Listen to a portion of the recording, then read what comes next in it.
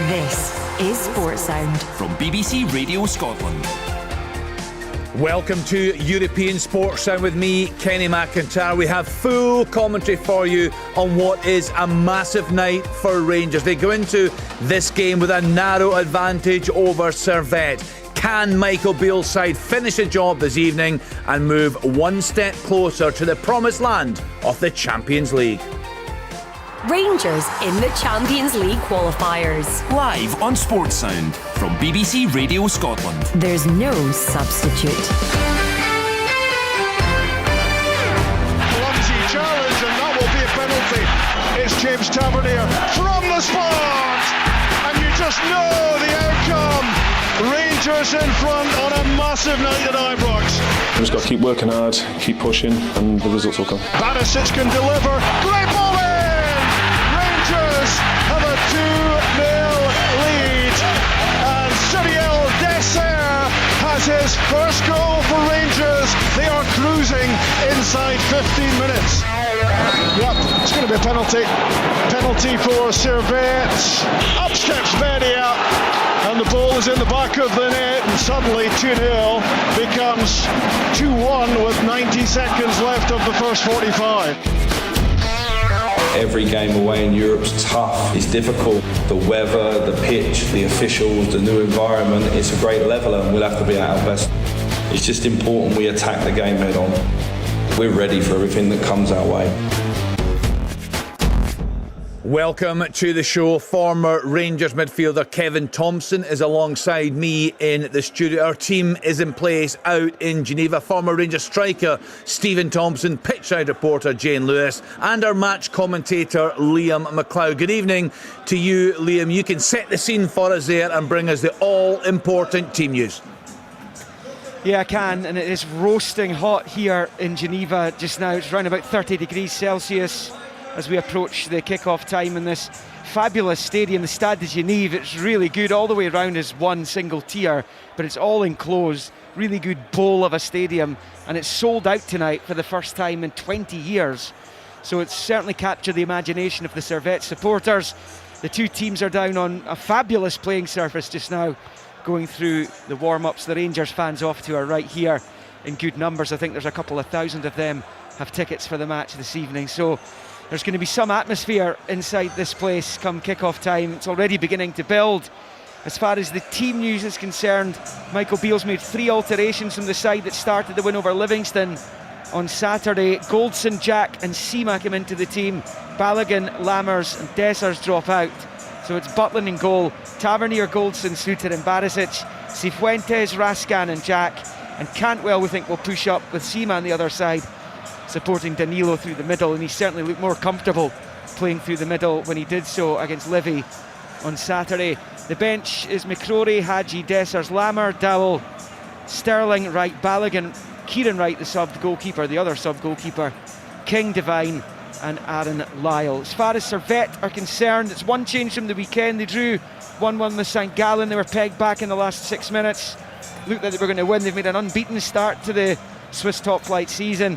Last week at Ibrox was their first defeat of the season, but it's a couple of changes from the first leg in Glasgow last week as they try and turn this around if at all possible. Rangers with that precious advantage coming into this one, and just looking to see who the two players that have come out of the side are. Of course, one of them is the midfielder Dooley, and he was sent off round about the hour mark. Rangers failed to take advantage of the fact they were up against 10 men for such a long period of time.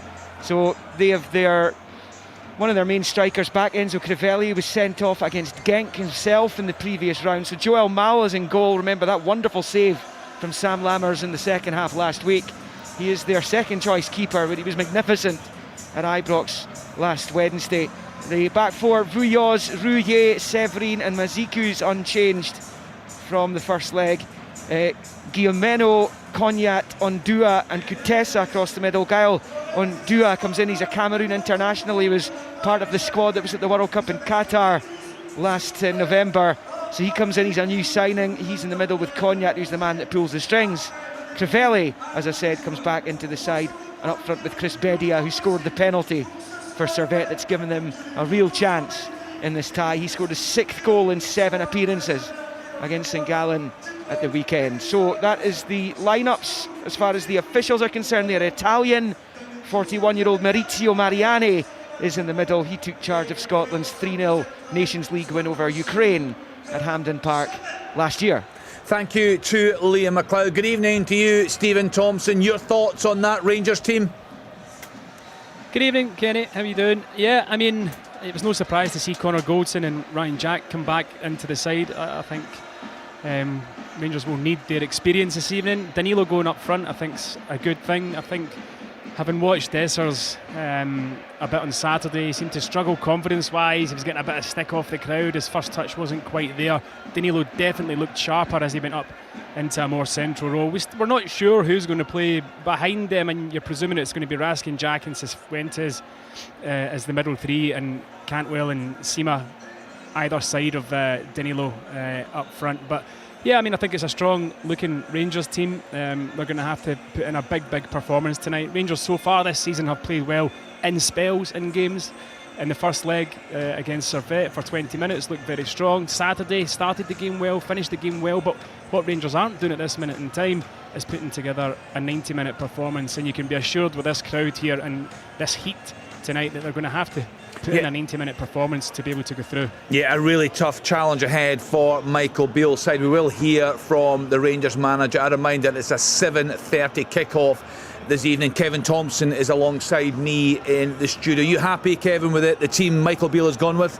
I think it almost picked itself, to be honest, Kenny. I think what Tomo touched on, the experience of Connor Goldson and Ryan Jack's going to be key. I think even just set up away from home in Europe, to have Ryan's experience, just to put out fires, to kind of marshal that midfield and bring his experience, a bit calmness, a bit composure probably when they need it. No doubt what Tomo just mentioned there, the crowd, if they do get any success with the home team, then you're going to need to compose yourself, you're going to need to make sure that you look after the ball. And listen, there's no doubt that whatever's in front of Ryan Jack, there's quality there to hurt this team. I know, Kevin, it's early days, but what have you made of the new additions? 9 new signings. Tomo talking there, you know, a few of the players getting a bit of a hard time. It's not been a great start, in and out performances. Your thoughts on the signings? Listen, you sign for Rangers, as Tomo knows well, Kenny, you become under criticism straight away if you don't hit the ground running. So, listen, what I would say as an ex-player and someone that hopefully has a wee bit of humbleness towards fellow professionals, really, albeit ex-players now, is I think it takes time. I don't think the fans want to hear that, but I do think it takes time. It's a new team, but the harsh reality is, representing a club like Rangers, you need to hit the ground running quickly, you need to win quickly. And listen, it's a great place when things are going well, it's a difficult place when things are not going well. So, new group, manager's been there, seen it, done it really, so now it's time to do the talking on the pitch. It was quite a frustrating night for Rangers, as you touched on, Stephen, last Wednesday, again for long periods on Saturday. What's key for Michael Beale's team this evening? Well, first and foremost, it's going to be the concentration levels. You're expecting Servette, with this crowd behind them, with being down 2-1, are going to come out and really get after Rangers. So the concentration is going to have to be of the highest level. They want to try and restrict Servette. They don't want to be camped in and playing too deep, because they do have players in the team that can go and hurt Servette. I mean, Rangers, if you look at it, if they don't concede, if they get a clean sheet, then they're through to the next to the playoff round. So that has to be the focus.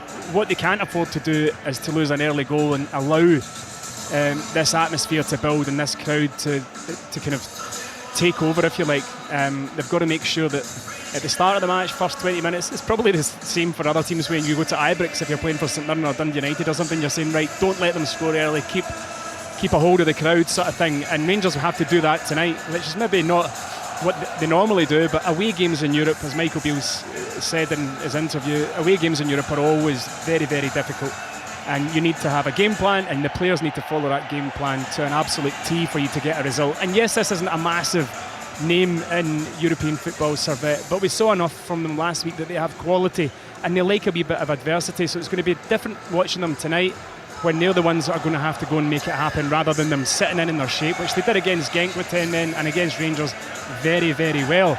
Tonight, the onus is on them to go and attack. As Liam and Stephen were telling us, 30 degrees in the stadium this evening. It is a sellout. The first time that stadium was sold out in 20 years. So a big challenge ahead for Michael Beale's side tonight. Let's then hear from the Rangers manager. He spoke a short time ago with our reporter Jane Lewis. Well, Michael, you come here with a slim lead. What's the approach to this one? Start 0-0 again and try to win this game. I think we take each half in isolation, try to win the first half, we'll reassess at half time and go again. Picked a strong team for tonight's game, and our focus is and concentration needs to be at its maximum. Yeah, are you expecting maybe at times it might be a little bit tight, it might be a little bit nervy, and is that maybe an important message to your players that at times you might have to just be patient and maybe even keep cool heads? Yeah, last week was about maybe breaking down a team that was sitting in and trying to keep a result. Tonight we're sure with the crowd, it's the first time they've sold out in 20 years. It's a sticky night and it's a sticky pitch as well, so I'm sure the energy from the crowd will go into their team. If we're defensively strong and we regain the ball in interesting areas, then we've got a lot of firepower ourselves. So is that the game plan, to try and maybe silence the crowd? You know how well it works for you at Ibrox, but how do you go about shutting it out here? We need to get control of the game nice and early. Our midfield, we've got Jose and Nico who can go and press and be aggressive because Ryan's going to sit behind them. That really taps into their best qualities. And then with Abdullah, Danilo and Todd, we've got a potent front three there. So can we play forward and get those guys on the ball? And the best way to silence this crowd is to go and score goals. Yeah, obviously you talked me through some of your team news there. 3 changes: Goulson, Jack and Simo in, Balogun, Lammers and Dessers out. Just talk me through why you think that specific team is the right one to do the job this evening. A really mobile front three with Abdullah and Danilo and Todd joining them. We know Todd likes to have a bit of freedom, and I think with the midfield with Nico and Jose, both box-to-box midfielders, it's cutting the cord on their backs a little bit and allowing them to run forward, and I think their energy will be important to the game. Jacko can sit in a little bit with the 2 centre-backs. They play 2 centre-forwards and they're quite direct, Servette, so we're going to have to defend well first, but the focus is to try and get the ball and attack and go and score goals tonight. Just finally, it's obviously a big night for you. It's another managerial challenge. How much are you relishing a challenge on the European stage for once? Yeah, it's fantastic. You know, European football is very much part of what being a Rangers player and manager is, and our fans, they come in their numbers and they're in their good nights. And we know regardless, we've got group stage football this year, but we want to play it in the Champions League, so tonight is hugely important to everybody. Thank you, good luck. Michael Beale there. We had a lengthy discussion, Kevin, on Sports Sound on Saturday about what success would look like for him this season. What are your thoughts on that? He's guaranteed, as he said, their group stage European football, but the debate centred around, given the investment, whether or not he has to win the league title this campaign. I think you have to win it every year, Kenny, really, and the harsh reality is one team's successful, the other team's not. But I suppose it was unique under Giovanni van Bronckhorst with Celtic winning the league and Rangers getting all the way to Seville. It almost felt as though both camps were quite happy when you spoke to the fans in the street. I think Michael will understand fully that with maybe not being quite the big name that Rangers sometimes demand when they did appoint him. And listen, he's got a huge name in football terms, but maybe not quite a Steven Gerrard name if you're not thinking of the prestige that he carries profile-wise. So he'll know fine well that how successful Celtic have been, that you bring no success no matter how good a coach you are if you don't get your hands on silverware. You'll feel the pressure. What are your thoughts on this one, Stephen? It was fairly mixed on Sports Sound on Saturday. Yeah, I don't think he has to win the league this season, but as a Rangers manager, I think Kevin's right. You know, as a player or a manager at that club, you have to win trophies. It's what you're brought to the club to do, and the pressure is immense to deliver that. I think it's how the team performed this season. Obviously, Celtic are going to be a very difficult team to beat to the title, but it's how Rangers perform on the way to whoever wins the title. I think is going to be the key. They've got to win something. They've got to get some silverware after last season. Obviously, it was a trophyless season. A good run in Europe, I think, would be a big help to Michael Beale going through this tie tonight, just to get a bit of confidence into the players and get a bit of good feeling into the supporters and to the players and raise the confidence, because the first couple of weeks they have taken a couple of knocks, obviously losing in the opening day game, and then last week it was a difficult one last week against Servette because Rangers won a European tie, but there was still a wee bit of kind of not disappointment, but people were still kind of picking at them. Could they have done more in the game, etc, etc. So tonight's a great platform for them to go and win the game. It builds some confidence. But no, I don't think Michael Beale needs to win the league necessarily this season, but I do think he'll need to win a trophy I heard you and Liam on the Scottish Football Podcast yesterday, Stephen, discussing a theory that some have put forward that Rangers would be better dropping into the Europa League. The money difference aside, surely, as a player, the best way to improve is to test yourself against the very best. It's got to be the Champions League, hasn't it? Oh, absolutely. I mean, any player in the world, it's the elite competition. It's where you want to be as a player to test yourself at that level. Obviously, last year turned into a bit of a nightmare, a bit of a humiliation when they got into the group stages. But you still want to go there, and these players would be hungry, and the club would be hungry to go and represent themselves better than they did last season. They've got a huge hurdle in the way of getting to the group stages. Obviously, tonight is going to be difficult enough, but if they get through tonight, it's looking like it's going to be a PSV who are a different animal altogether. However, Rangers beat them last season to get to the Champions League. But Champions League is where you want to be. End of story. It's a mentality thing for me, Kenny. Champions League's the top table, so to accept second best and have that mentality that, oh, it's alright, we can get in the group stages of the Europa League, or we can end up in the Conference, blah, you need to be aiming as high as you possibly can. And if you give it your all and you end up in the Europa League, then they've shown that they can be capable of obviously getting far. But listen, we got there in 2008, but the harsh reality was, like, that game against Lyon, I remember it like it was yesterday at Ibrox, and obviously getting beat, winner takes all really to get through. If you had hindsight, we'd all be perfect. You cannot rely on getting knocked out of the Champions League and then having a Europa League run. You have to be aiming at the top, because to me that it creates an environment and a mentality within the group that you're wanting to win. You're not settling for second best. So for me, it's a mentality thing, Kenny. Well, as Stephen said, win tonight and Rangers will play either PSV Eindhoven or Sturm Graz in the Champions League playoff. PSV with a 4-1 advantage. They play this evening. It's also a 7:30 start in that one. If Rangers get through that, they will be guaranteed Champions League group stage football. If they lose tonight in this or in the playoff, they will drop into the group stages of the Europa League. We heard from Michael Beale a little earlier. Let's now hear from the Rangers midfielder Ryan Jack. He sat down with our reporter Jane Lewis. Obviously, we're taking a lead in from last week, so it's good to obviously have the goal advantage. But it's important that we don't come and just sit back and wait and see what happens. We've had a look last week at what Servette are like, and they've obviously had a look at us, and we come confident and we want to go and attack and kill the game off. It's we're just making mention of the stadium there. It's quite kind of compact and tight, isn't it? It's going to be, I think, 30,000 fans in here, the vast majority Servette fans. How do you as a player go about trying to combat against that and kind of shut that out, if you like?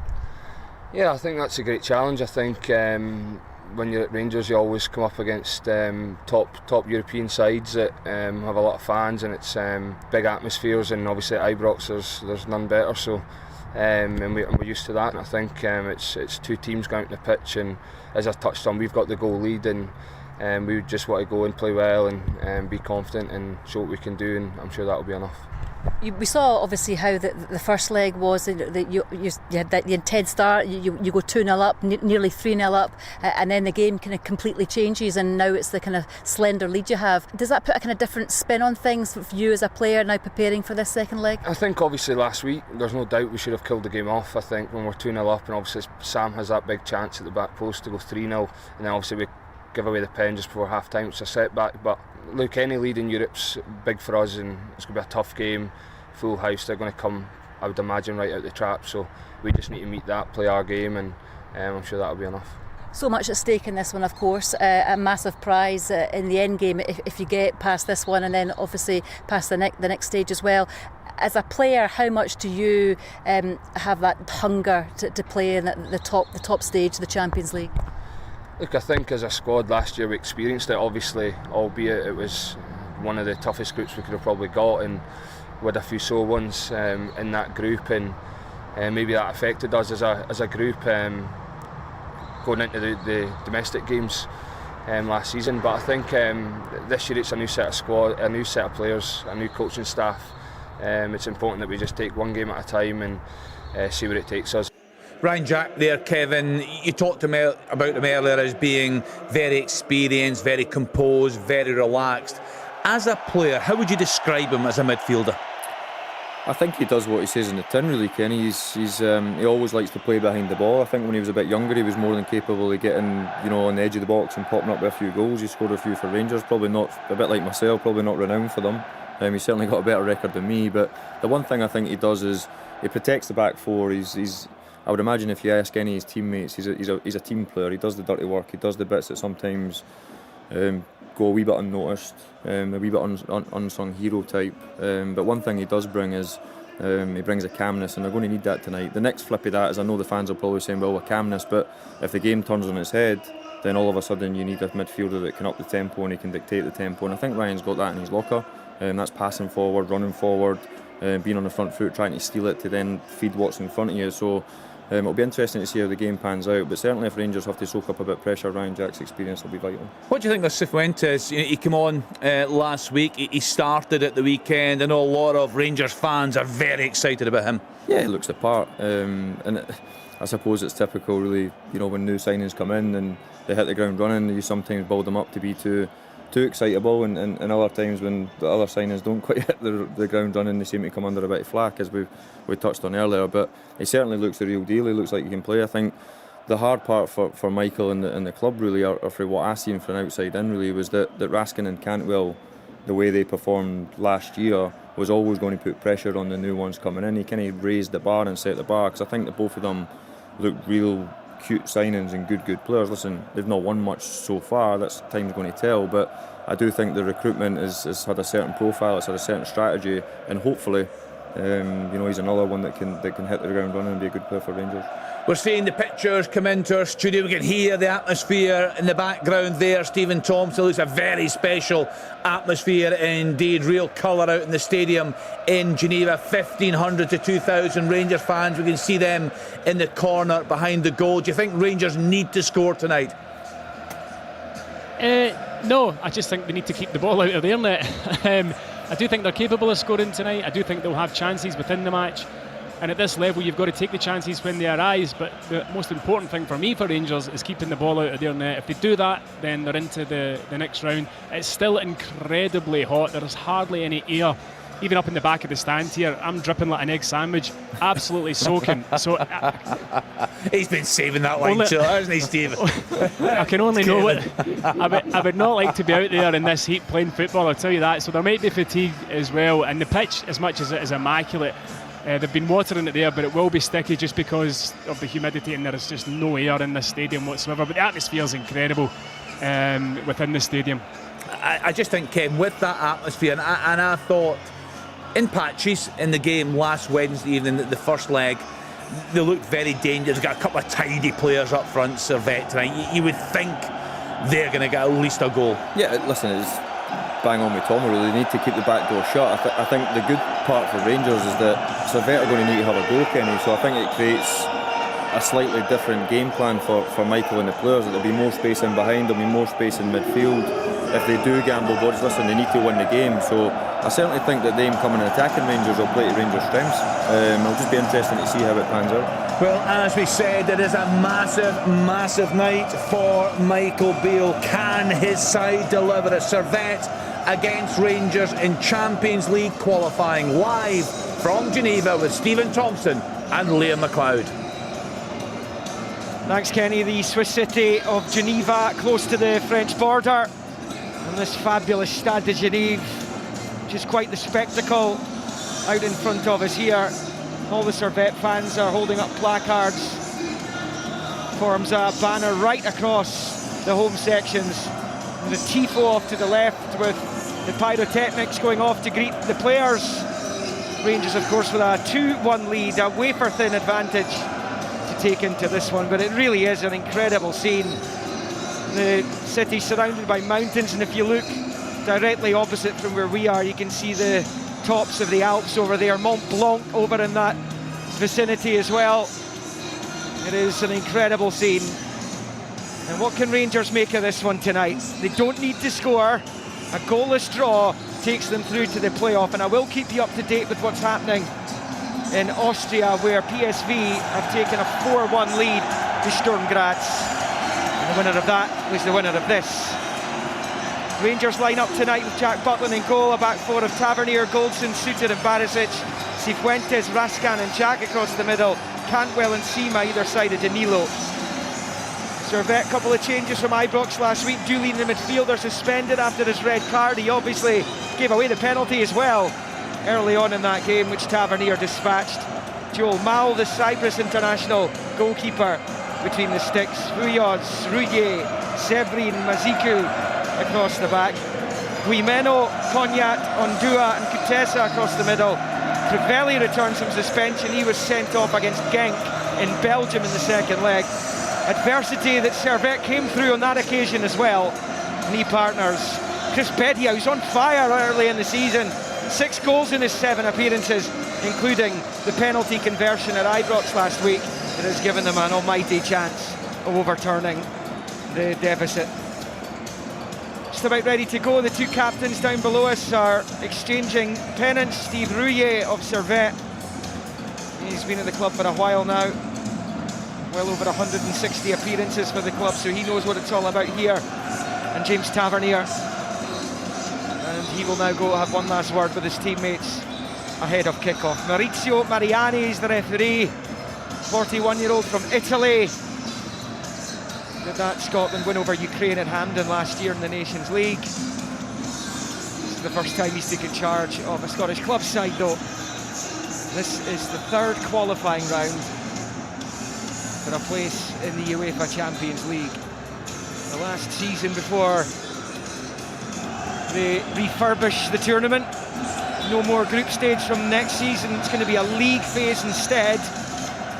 Controversial setup, it has to be said.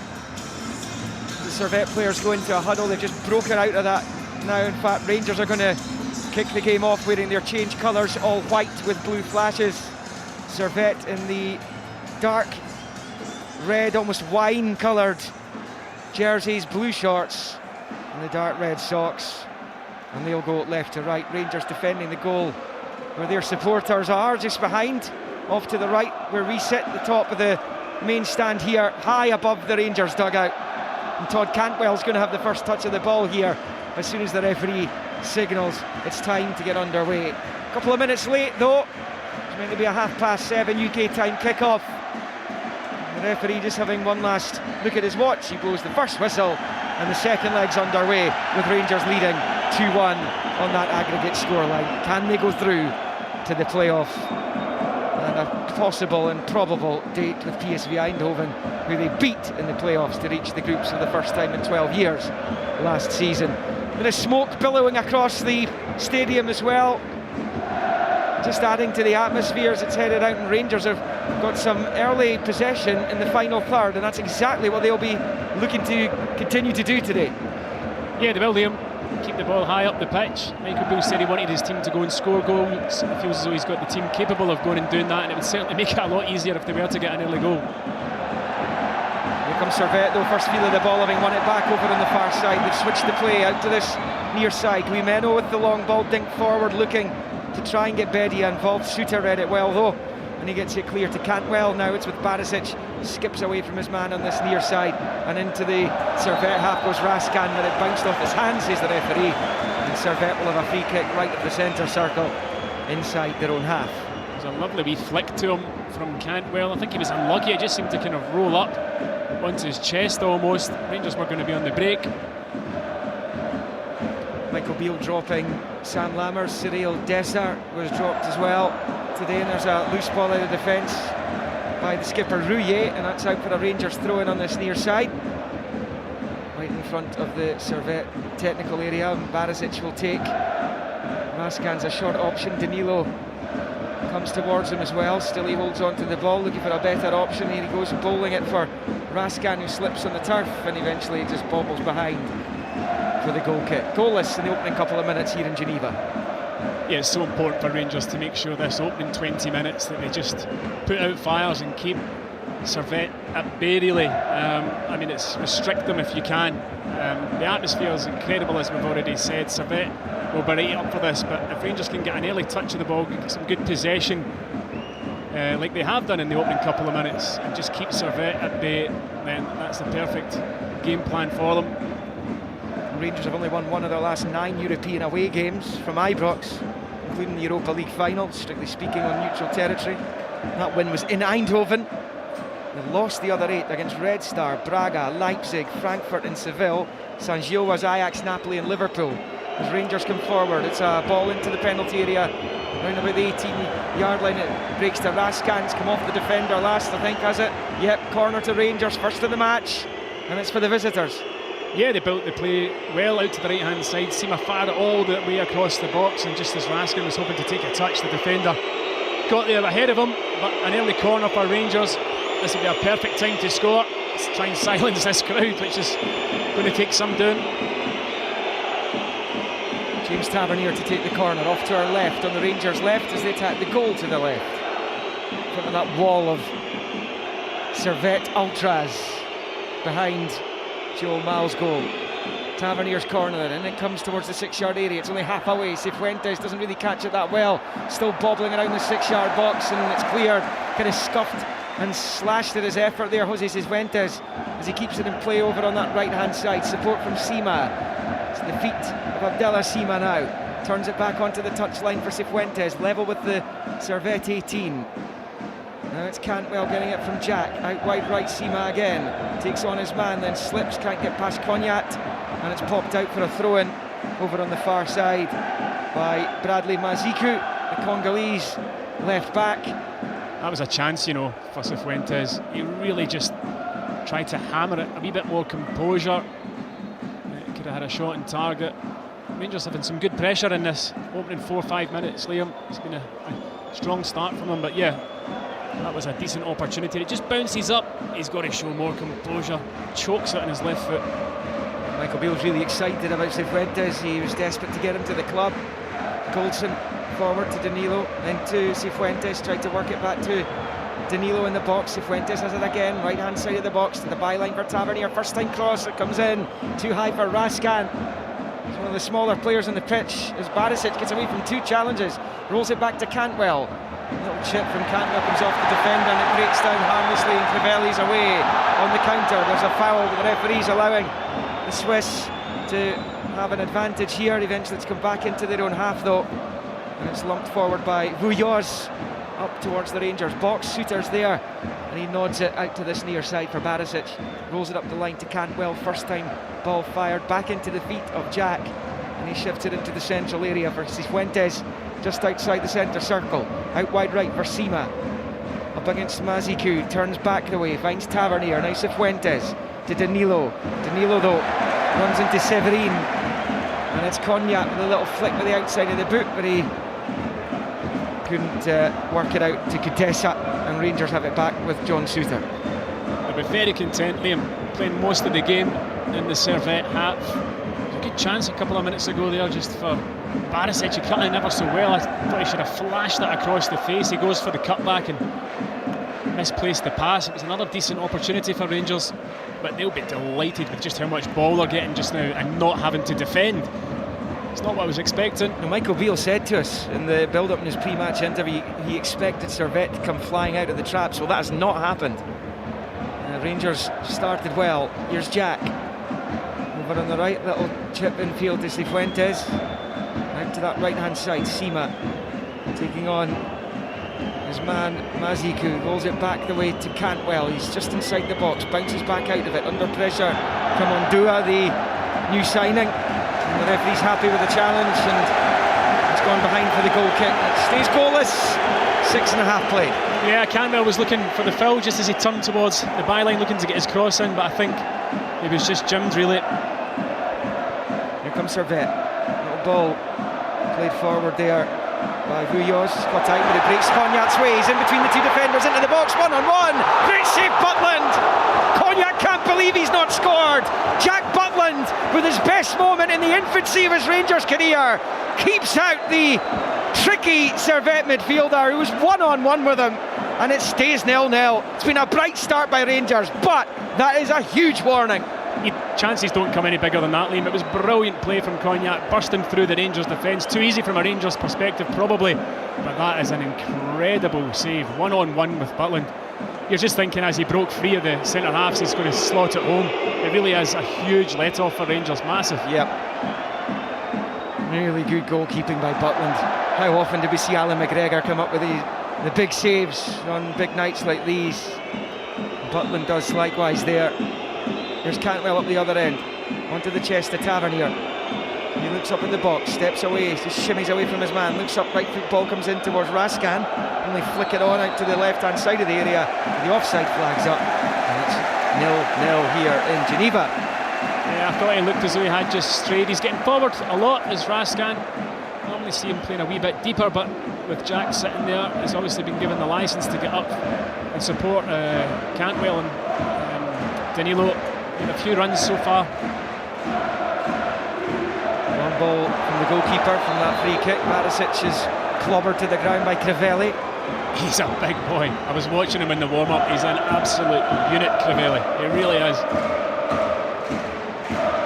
He's a former France under-21 international, going back a few years now. He was in the French under-21 side with the likes of Rabiot, Magnon, Coman, Tolisso. Didn't quite make the cut as far as the senior France squad is concerned, but missed the match at Ibrox through suspension last week. Long from Butland out to the far side. Sima wins the header. Danilo giving chase. He's not going to get there though, and it's shepherded behind by Johan Severin, and that will be a goal kick to Servette.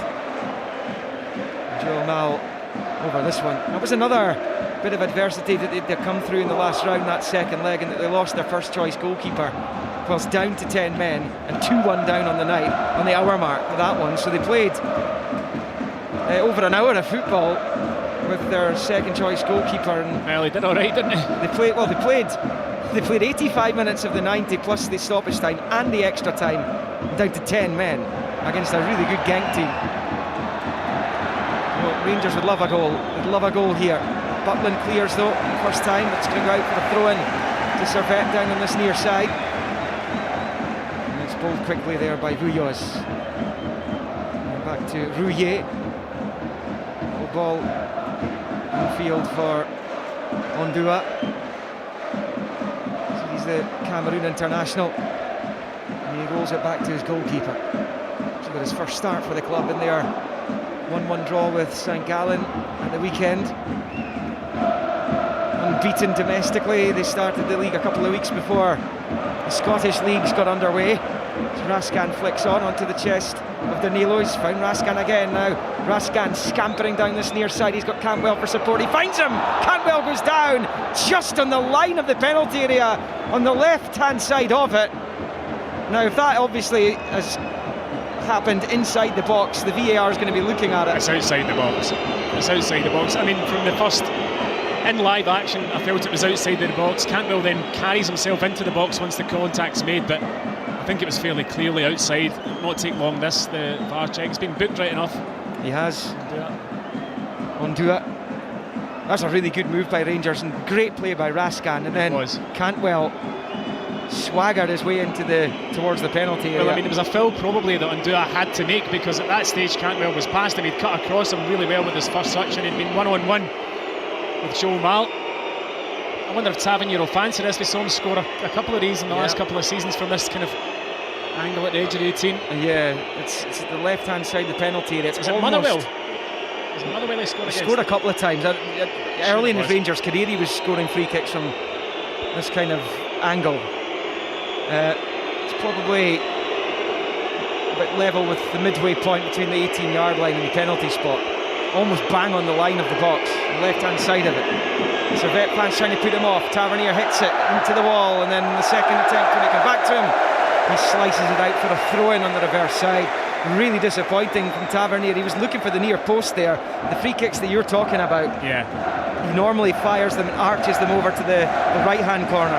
Yeah, well, I mean, he scored one just like that last season. I can't remember who it was against, but he tries to reverse it, but he didn't get enough height on it. He's normally brilliant at his technique of getting the ball up and down in a short distance, but he never got it high enough to get the dip anyway, straight into the wall. Rangers have been the better team, but it's Servette who have had the best chance. Remains goalless in Geneva. It's Goldson on the right hand side, clipping the long ball forward but asking too much of Sima, and it goes behind for the goal kick. They're certainly dictating the play. Rangers. Yeah, there's no doubt about that, Liam. I think Rangers' start to the game has been very, very good. I think Michael Beale will be delighted. We're only 12 minutes in. How different it would have been had Cognac scored that chance. I mean, one-on-one with the goalkeeper. It was brilliant from him, but it's such a big moment in the game because the crowd, as you can hear, are already, very noisy, but we've gone to a different level had they scored that. Cognac's another one who was in the France under-21s, a different generation of players, relatively speaking. Playing career, of course, pretty short, but he was in the 9 teams actually with Edouard, Diaby and Upamecano. A lot of Frenchmen who perhaps haven't either made it in their homeland or with the national side have made the short trip over the border to Switzerland. The French city of Lyon is not far away from here. He's out to play for a throw-in on the far side to Rangers just inside Servette territory. And Tavernier is the man that is over it on the Rangers' right. And balls it onto the chest of Danilo with his little knockback, goes to Crivelli. Servette in possession. And Dua out to this near side to Vouilloz. He goes back away to Rouillet. Some noise. It's unbelievable, Liam. I can hardly hear you. It's superb. The atmosphere is absolutely brilliant. What a night for it as well. It really is. If you can't enjoy this, you'll not enjoy anything. Cognac just rolling it back to Severin. He finds Rouillet, long ball with the right foot down this near side now. It's a really excellent ball if he can get onto it, and he can, Vouilloz. But he can't win the corner off Barisic, the goal kick to Rangers as it breaks down. It's a really good pick out though. Initially 14 in 0-0 in the second leg. Rangers with that 2-1 lead on the aggregate score. And Jack Butland has a goal kick here for Rangers, whose supporters will be sitting pretty comfortably at the moment, other than that Cognac chance. It is still goalless in the match between Sturm Graz and PSV Eindhoven, and Graz have to win by 3 goals to take that even to extra time. Can't see it happening. Wouldn't have thought so. Throw in to Servette over on that left hand side to be taken by Mazikou. Into Cognac. Back it comes to Mazikou. He goes back into his own half for his captain. And it is Steve Rouillet to Severin to his left.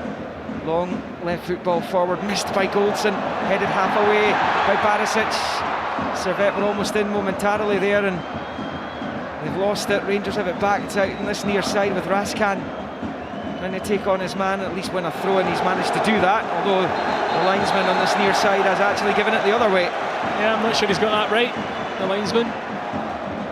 He started the game well as Raskan. There's Cognac making it back to Ondua, booked a few moments ago.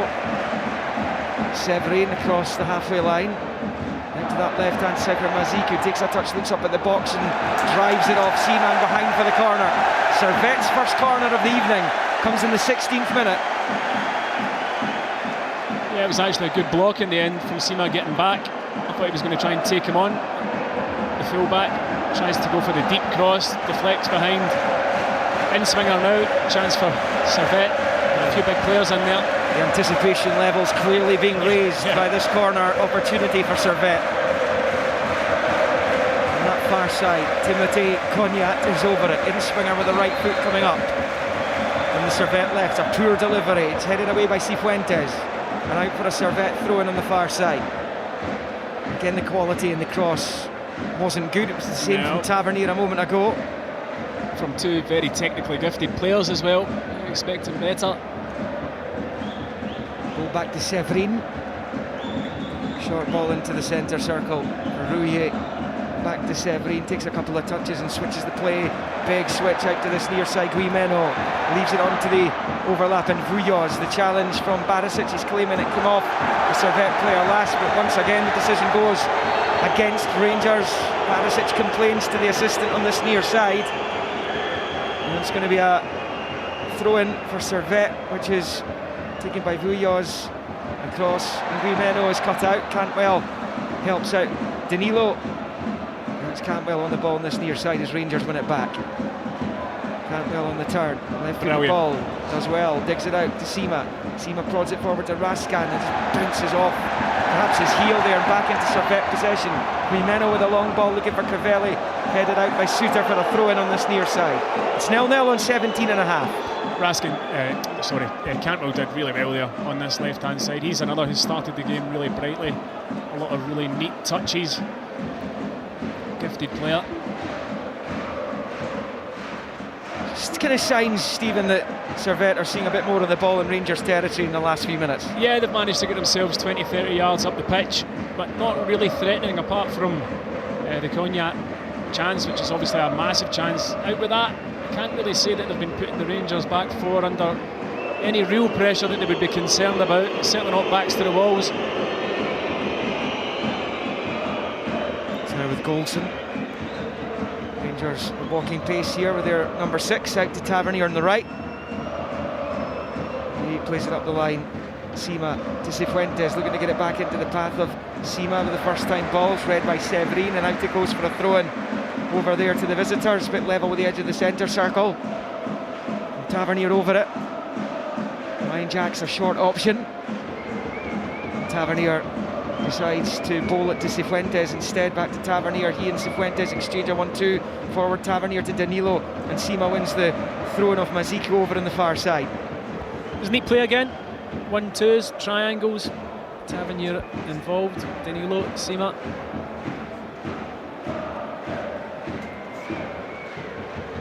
It's a dink ball towards Sima down that right-hand side, which is too powerful for him to get onto. Yeah, I thought the pitch was going to be really sticky, Liam, but actually there's been 2 or 3 occasions when the ball's been popped into the channel and it's just kind of skidded out. So when they watered the pitch, it must have worked well. It's very, very short grass as well.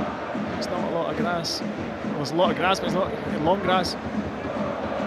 Dusk beginning to fall here in southwestern Switzerland. The lights on, beaming down on that lush green surface as Barisic wins it back for Rangers on this near side. Down the line looking for Danilo. Ondua gets his head to it and he manages to flick it back the way to Severin. He'll roll it all the way back to his goalkeeper. Just get the feeling if Rangers can find a goal, find a way to give themselves a 2-goal cushion in the aggregate scoreline, that they would be pretty comfortable in this game. Yeah, I mean, I do think that they are comfortable. I think that they'll be pleased with the opening 20 minutes in terms of the amount of possession that they've had and the fact that they've not been having to defend for their lives, which is what I was expecting. I really was expecting this Servette team to be putting balls into their box and really kind of pummeling Rangers, but it's not happened like that. Rangers have probably the better territorial play as well, but haven't really, apart from the Cifuentes kind of snapped shot, haven't really tested Joe Mallet either. So Jack Butland at the minute's the difference between the sides. Still 0-0 in Austria. They're a couple of minutes ahead of us as Butland takes the goal kick here for Rangers, right footed, flips it out to the far side looking for Sima. And it's a good header, won there by Maziku ahead of Sima. And Servette have it back in the midfield with Cognac, stabs it back into his own half. Rouillet out to Vuilloz in this near side. Infield it comes to the lively Guimeno. Raskan pinches it off him, but he can't keep it in play. And it's out for a Servette throw-in, but level with the edge of the centre circle on this near side. Servette right, it's pulled back there to Captain Rouillet, to Severin. Back it goes to Rouillet. Vuilloz is on this near side again as an option. It's a long ball forward to Crivelli. Gets goal side of Suter. Whips a shot towards goal. It's blocked. Chance here for Servette out on the left-hand side. A bending goal! What a finish! A bending shot from Derek Kutesa. Beats Jack Butland. All ends up and it finds the top right-hand corner. And Servette have the goal they craved. And that's the moment Rangers were dreading. It's Servette 1, Rangers 0 in the night. And 2-2 in aggregate. The finish is absolutely incredible, Liam, from Kutesa. It's an incredible finish, but it comes from a ball that's played up to the edge of the box. John Suter gets underneath it. Crivelli, who I said was big, tried to link the play, took it in his chest, hits a shot, it's deflected back to the edge of the 18, rolled into the path of Kutesa, and yet honestly, the touch and the finish are incredible, right in the top corner. Well, he's a son of Geneva's Derek Kutesa, and he's just levelled this tie. It's all square again, and now Rangers have work to do. They had work to do in any case, but now they're going to have to score. If they don't, there's a chance it could go to penalties. They've got to just clearly, but they've got to keep their nerve about them, Liam. You know, this crowd are up now. They've got a huge lift from this. The Servette players. Rangers just need to find a wee bit of composure these next 10 minutes. Get some touches of the ball, keep the ball. Servette have it back in the midfield. Now these next 5 or 10 minutes are going to be massive for Rangers. Cannot concede again. Cantwell to Tavernier to Raskin, right to the centre circle. Here is Cantwell. Cantwell attacking the box. Rolls it to the right. Here's Sima, looks up, low ball across. Was left by Severi, and he obviously heard the shout somehow from his captain Rouillet. Not sure he was out for a throw-in. He seemed pretty happy to let it go across him in front of his own goal. Yeah, the cross comes along the 6-yard box, and he's at the front post area. He lets it go, and his other centre half clears it out for a throw-in, but I'm not sure they heard that in this stadium. There's Tavernier driving towards the Servette box. 3 around him though, and he loses out. Cognac just nicks it to Kutesa, who scored that fabulous goal.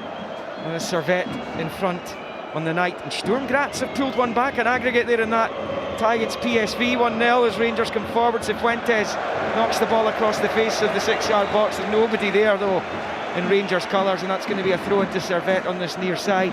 24 in, the Swiss lead 1-0, and as I was saying there, it's Sturm Graz 1, PSV Eindhoven 0, so that means it's 4-2 to the Dutch side on the aggregate, so perhaps not all over in that tie. Stranger things have happened, Liam.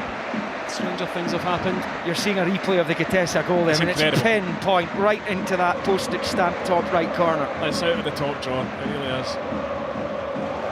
Servette throwing on this near side. Michael Beale down there with a suit on, standing on the edge of his technical area. Must be roasting. I'm not sure he needs the coat. Throwing ball forward there to the big striker Bedia, and that's going to be a free kick. It can be a high boot there, but anyway, it's going to be a free kick to Rangers just inside their own half. Barisic takes and rolls it back to Suter. Different game now, different tie now. A very different tie. I think Rangers were 2-0 up at one point in this tie.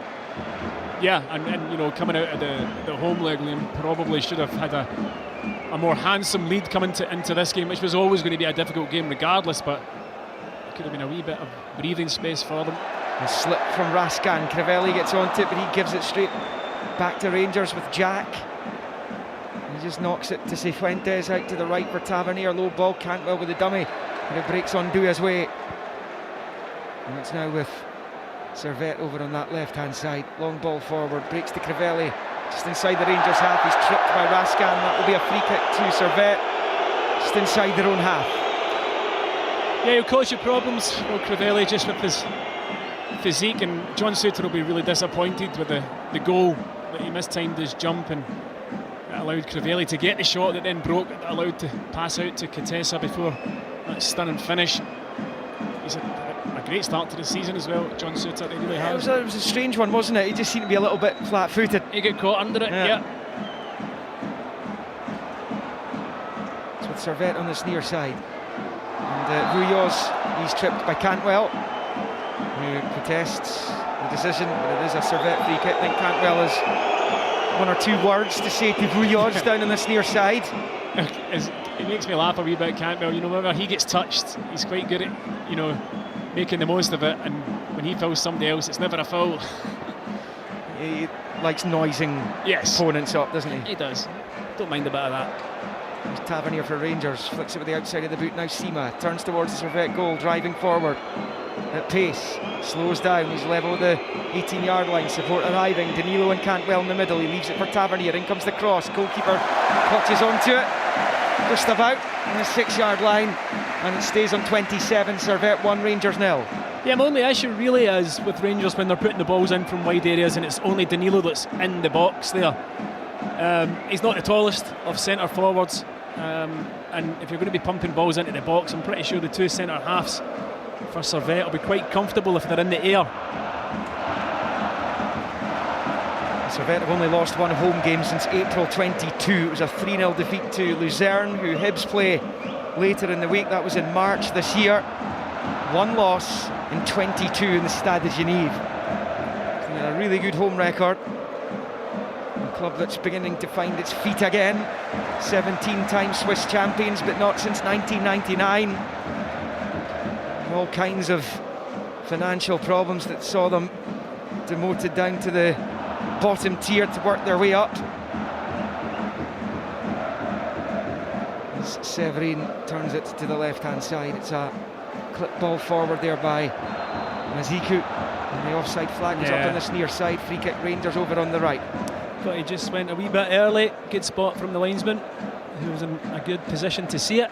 I see that Crivelli and Guimeno have switched places, so Crivelli's now playing out on the right-hand side of the midfield, and Guimeno's gone up through the middle to support Bedia. Not sure if that's just for a few minutes. We'll wait and see. Suter playing the ball out of defence to Jack, goes back to his keeper, and now it's with Butland. And of course he made that wonderful save from Cognac. Servette could be 2-0 up here. It's played forward to Cantwell, to Rascan. That's despite Rangers being the better side for the majority of the 29 minutes that have been played. Servette had that glorious opportunity, and then they did eventually take one. It was a much more difficult finish. Cognac missed a one-on-one with Butland. It was Contessa, though, bending it into the far corner. You give Servette the lead on the night. Give Contessa another 20 balls in that area with that little amount of time, and etc, etc. He's doing that maybe once out of 20 if he's lucky. Long ball out to this near side, comes off the back of Barisic. It's going to be a Servette throw-in. Yeah, I mean, I think they've maybe moved Crivelli out to this right-hand side, looking for diagonals on top of Barisic for him. He is an aerial threat. He's a unit. He is indeed. And he's on the ball here. 3 Rangers players around him, and eventually Cantwell comes away with it. Looking for support, looking for options ahead of him. Nothing at the moment, but he might be able to pop it through to Cifuentes. Flicks it with the outside of the boot. Cifuentes has it wide on the right, level the 18, low ball fired in. Danilo! What a mess! Oh my word! What a mess! Danilo! The goal was gaping for the Brazilian. 6 yards out. All he had to do was tap it home, and Rangers would have been back in front on aggregate. It stays Servette 1, Rangers 0. Bang on the half hour. The ball in is magnificent. I cannot believe this miss. It is an astonishing miss. What on earth is he doing? He's 4 yards out on his left foot. All he has to do, the ball can just hit him and go in. He kicks it into the ground and up and over the bar and wide. It's a ridiculous miss. What an opportunity for Rangers that was. I mean, really, it's a brilliant ball in. I mean, you cannot ask for a better ball than what Cifuentes just conjured up there. You're not going to get a better chance in a match than that. That's just so utterly wasteful. Well, you put that in the drawer with the Sam Lammers one last week, and Rangers two goals that didn't happen that should have happened. Yeah. Well, that one most definitely should have happened. Lammers one, the one in the first half I thought was a miss he should have done better with. The keeper obviously does really well with the second half one, but that miss there, I'm sorry, but there's no excuses. Yeah, it's a horrifying moment for Danilo. You could see by his reaction. He shanked it down into the ground and over the bar it went. And chances in Champions League qualifiers don't come much better than that. Fact. It is Suter. It's back to Button. How important is that going to be when we're sitting here in an hour and a half's time? Yeah, but hours time. You look at the game so far. We've had 2 really big chances, one for either side. There's not been that much else in the game, but I would expect that there's going to be more opportunities in the match. And you're right, at this level, you've got to be ruthless. You've got to take those chances when they arise.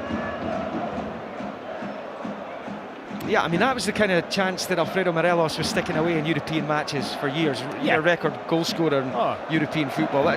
Morelos gobbles that up. Here's Cifuentes. He blasts it high over the bar from 25 yards out. And it stays Servette 1, Rangers 0 on 32. Liam, you would have scored that. Don't be silly. Well, I mean, you were ready to tell the nation that Rangers had scored there.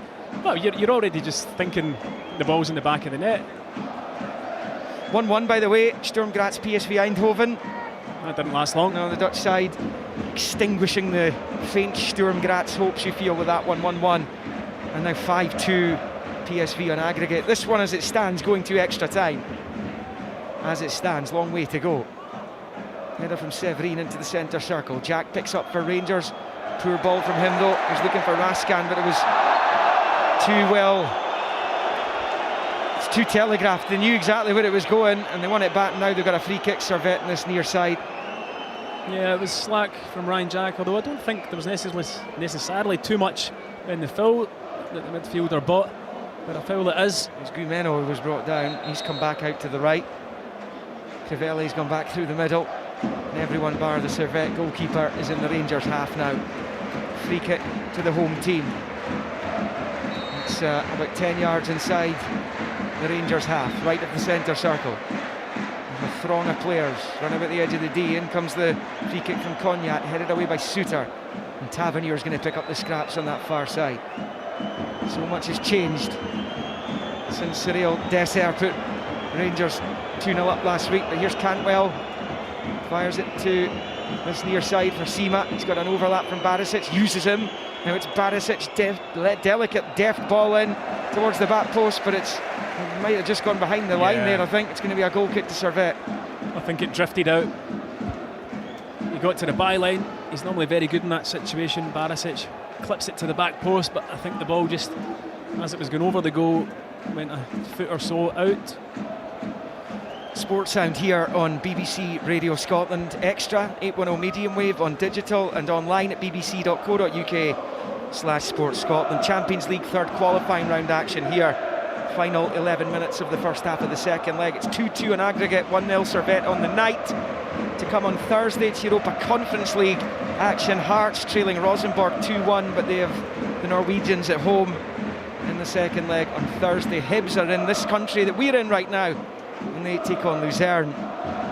They are 3-1 up after the first leg in Edinburgh last week, so Hibs in good shape to go through and potentially face Aston Villa in the playoff round for a place in the Conference League groups. Hearts looking to do likewise, get to the group stage. They would play Dinamo Zagreb or PAOK if they can overturn the 2-1 lead the Norwegians have. Sports Sound keep you going with that on Thursday night. It's out of play here in Geneva for a Servette throw over on that far side. And Mazikou is over it. And it's not forward. Katessa, long ball. And Bedia will give chase, but it's going to come right through to Jack Butland. The game perhaps in its calmest little spell, I would say. I would agree with that, Liam. Yeah, things come out of it a wee bit. Not for the crowd. Yeah, not necessarily a bad thing for Rangers though, because Servette with the leads in a precarious position right now. This tie for Rangers. As Barisic dinks it forward, looking for Sima, who's beaten to it there by Rouillet, strong from the centre back. And now it goes for a throw in on this near side for the visitors. Borna Barisic is over it. And it comes to Cantwell. To Barisic, lifts it forward into the midfield, flicked on by Danilo. Cifuentes can't get onto it though. Headed away by Mazikou, who's going to get a second chance. Ryan Jack's header straight back to him, pumps it up high into the air, drops down onto the chest of Crivelli. How nonchalant was that? Very good. Yeah, eventually it's out to this near side. Crivelli's come over to the right flank again. He's going to get it from Cognac. Crivelli picks up midway inside the Rangers. That's a really good ball. Bedia was waiting for it, and Goldson has to concede the corner. He heads it behind from the 6-yard line. It's a Servette corner. What a wonderful ball in that was. Yeah, you're right, Liam. I think Goldson does well. You know, the ball into a really, really dangerous area. He knows he can't take any chances. He's got to put it behind for a corner. Bedia was just right in behind him. It's a good decision in the end from Goldson. Maybe a bit too easy to allow the cross in the first place. Timothy Cognac to take. In swinger with the right again over on the Servette left. And it comes, it's a header from Rouillet, and he puts it well wide. And that will be a goal kick to Rangers with 8 minutes of the first 45 still to play. Servette still with a 1-0 lead on the night. It's 2 apiece on the aggregate. But that's the second time Cognac didn't look like a great delivery, to be fair. Rouillet made the best of it as PSV Eindhoven go 2-1 up in Austria, and that's it now. Curtains. Yeah, lights out. It will be PSV in the playoff. Here come Rangers. Sima changes pace, into the box he goes. Needs to turn away from goal though, rolls it wide left for Cantwell, level with the penalty spot. Jinks onto the right foot, low ball, back to Cifuentes, takes a touch at the edge of the box. Decides to take it for a run towards the byline. Cifuentes tries to pull it back, but it's gone straight to Rouillet, who clears. Kind of looked as though he just needed to be a little bit more proactive there, Cifuentes. Yeah. He was hesitant, Liam. When the ball arrived at him just probably 19 yards out, he should have taken a touch, set himself and got a shot off. He took too many touches, he looks offside. Well, they're going to play on though, of course, and this is a chance. Kutesa driving in on goal, looks up at the goal, shoots, saved by Butland. Corner only, Jack Butland saves. I think Rangers are looking for an offside. Well, I can tell you one thing. If it isn't offside, he's in his own half. He's in his own half, yeah. If it isn't offside, he has got to square that. I cannot believe he did not square that. Squimeno's waiting for a tap-in. It's a tap-in. It's an absolute tap-in. Another huge let-off for Rangers. He probably thought after he'd scored the first one, I'll go and score this second one, but all he needs to do is lift his head, roll it across the 6-yard line, and Servette are 2-0 up. In comes the corner. There's a header from Bedia. Crivelli's there, but Suter is as well, and he concedes another corner on this near side this time. Rangers under the cosh here in Geneva. Yeah, it's not been a good last couple of minutes for them. What they could do with a half-time whistle, go in and try and get a bit of information onto the players from their manager. Yeah, because I mean, yes, they came here with a lead, but this tie's level right now. Yeah, there's no panic. It's anyone's now. Yeah. It's anyone's now. Cognac's going to take outswinger coming. Look right at those two chances that right. Servette have missed. Yeah, right in front of the Rangers fans. Another poor delivery by Cognac, and Rangers clear up towards the halfway line and played back to his goalkeeper by Kutesa, who missed the chance there to tee up Guimeno for a certain goal.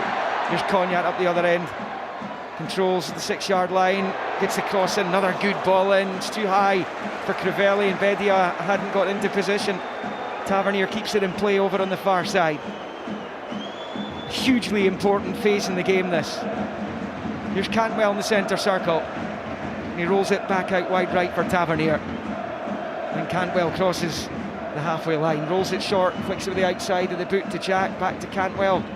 Gets it away from Ondua, lovely little back heel for Jack, gives it back to Cantwell, wide in the right, level with the penalty spot, in comes the cross, and it goes onto the roof of the net, and behind for the goal kick. Poor ball in the end.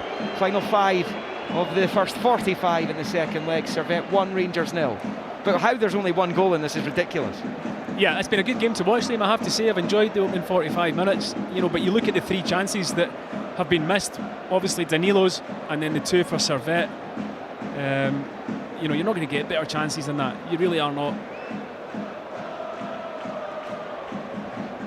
It's going to be a long ball forward there by Mal.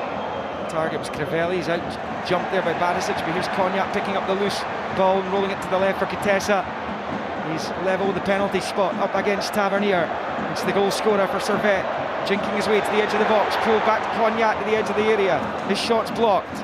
Will Kutesa be happy with the corner? Yes, he will. Servette corner as they pile yet more pressure on this Rangers rearguard. Yeah, 5 minutes to go to half time for Rangers. They've just got to hang in. Servette are smelling blood here.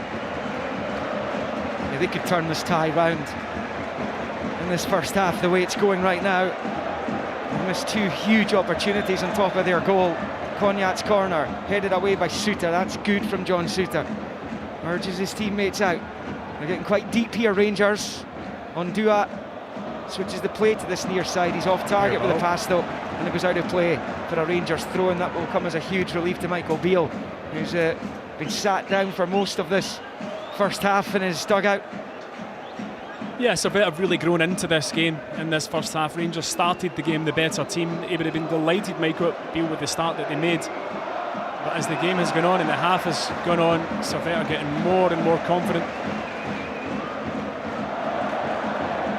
Servette on the ball, midway inside their own half. It's eventually moved to the feet of Severin. Goes across the halfway line. Ball forward to Kutesa. It's spinning away from Goldson, who does well. Strong holds him off. Kutesa's gone down. I think he's claiming Goldson has caught him. The referee isn't stopping play for the moment though. Kitesa getting himself back to his feet. Yeah, there's nothing in that, I don't think. It's either a wee fish hook or a poke in the eye. That's exactly what it is. Yeah, I just saw the replay there. Which one was it? The fish hook? Yeah. Alright, okay. On the eye. Oh, in the eye, fish hook in the eye? Yeah. Oh, painful, right. to be fair. It is Severin for Servette, out to Mazikou on that left-hand side. So he rolls it back to the edge of his own box to Severin, who finds his goalkeeper. Rangers have had to deal with huge pressure in the last 15-20 minutes. They started as the better team. The opening 15-20 was really good from them. They've been under the cosh for long spells since then. As Jack collects midway inside his own half, centre area. He moves it to the edge of the centre circle for Cantwell, back to Jack. Jack with the right foot, side foots it to his right for Jose Cifuentes. And then rolls it to Tavernier on the far side touchline. Back it comes to Goldson. Goldson has it. Long ball coming from Goldson, looking for Danilo. Danilo going after it. He'll be desperate to make amends for that huge miss earlier on, but that's not going to help his confidence as it bobbles away from him and out of play for a Servette throw-in on this near side to the joyous sounds of the Servette supporters. He's struggled in this first half. There's Danilo. His miss aside, been sloppy on one or two occasions. His touch hasn't quite been there. See, as a striker and you miss a gilt-edged opportunity like that, how long does that sit with you? For the rest of your life, Liam, for the rest of your life. It's difficult. You want another chance. It's what you want in the match. You want another chance quickly to try and make amends, but no, that will haunt you. That will haunt you. Here's Cantwell. Out to Raskan. Barisic in the overlap. Raskan turns in field, looks up, sweeps the ball in, the cross ball into the box, and it's gone straight through to Joel Mal, who then bowls it quickly to Cognac. He's got Kitesa running ahead of him. Goldson's the covering player. Kitesa's on the ball. Good counter by Servette here. Kitesa's in the box, comes off Goldson and behind for yet another corner in the final minute of the first half of the second leg of this Champions League third qualifying round tie. They cannot get out of their own half here. And when they do, it's coming straight back. Yeah, they're not doing well enough at securing the ball when they do have possession of it further up the pitch. But Kitesa's caused them a lot of problems in the last 20 minutes down that left-hand side. He really has, with his pace and his direct running. He's been so much better, Kitesa, tonight than he was at Ibrox last week. Cognac takes the corner, right-footed from the Servette left. A better delivery, comes off the head of Crivelli, but it goes harmlessly wide, and that will be a goal kick. And mercifully for Rangers, just 1 minute of injury time or stoppage time has been added on at the end of the first half here in Geneva, and we're already into that. And Butland will take this goal kick, and he's in no hurry to do so. It's 2-2 on aggregate. As it stands, it's extra time. Still the second 45 to come. An important half-time team talk coming up from Michael Beale for these Rangers players. Long ball forward by Butland, header from Sima, and right through to Mal. And Servette might fancy having one last opportunity before the half-time whistle, which is about 15 seconds away. Mazikou on the far side rolls it back to Severin, and then to his goalkeeper. Goes long with the right foot. Actually, he's broken Guimeno's way. I make that time up, but Guimeno's going to be allowed to continue here. Challenge from Barisic out for a Servette throw-in, but there's no time to take it. It's half-time in Geneva, and that is a sweet sound for Rangers. The half-time whistle, not so much the cheering from the Servette supporters. What a din inside this stadium. First time it's sold out in 2 decades. They believe their team can reach the Champions League groups. They were behind in the tie coming into this second leg after those Tavernier and Dessert goals at Ibrox last Wednesday night, but that penalty from Bedia just before half-time in Glasgow was always going to be crucial, particularly when Rangers failed to take advantage of the 10 men of Servette for the last half hour of the game last week in the first leg.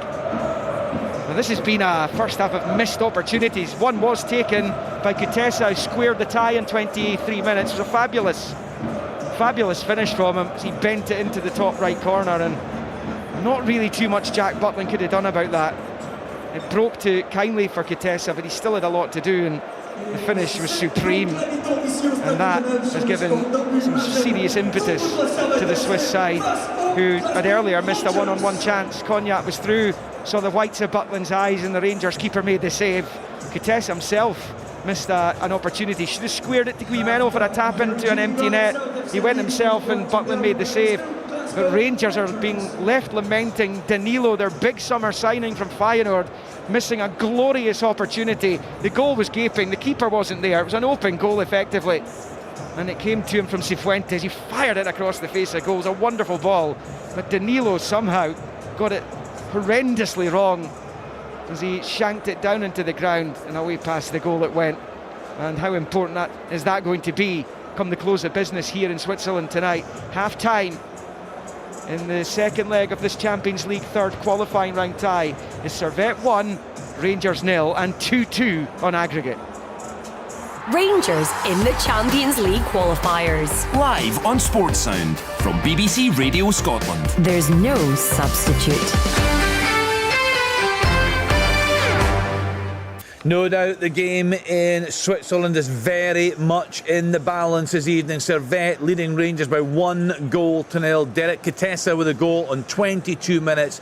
It's 2 apiece on aggregate. Looking at the match stats, the Rangers have actually dominated possession, 57%. Shots, 8 for the home side, 5 for Rangers, 3 on target. Rangers yet to find 1 shot on target. No doubt they should have had 1 on target. It should have hit the back of the net. Danilo, an open goal there coming in at the back post, but he put the ball over the bar. Big moments in this game. Kevin Thompson is with me in the studio this evening. Kevin, sometimes it's been quite a hard watch, and I think back to that first leg, there were times in that game where you'd think it should be tie over almost. Rangers had a lot of chances. In this game, you could actually say the same for the home side. They've had a number of great chances. Yeah, the one that goes straight through right at the start, Kenny, and Butland makes a great save down to his side.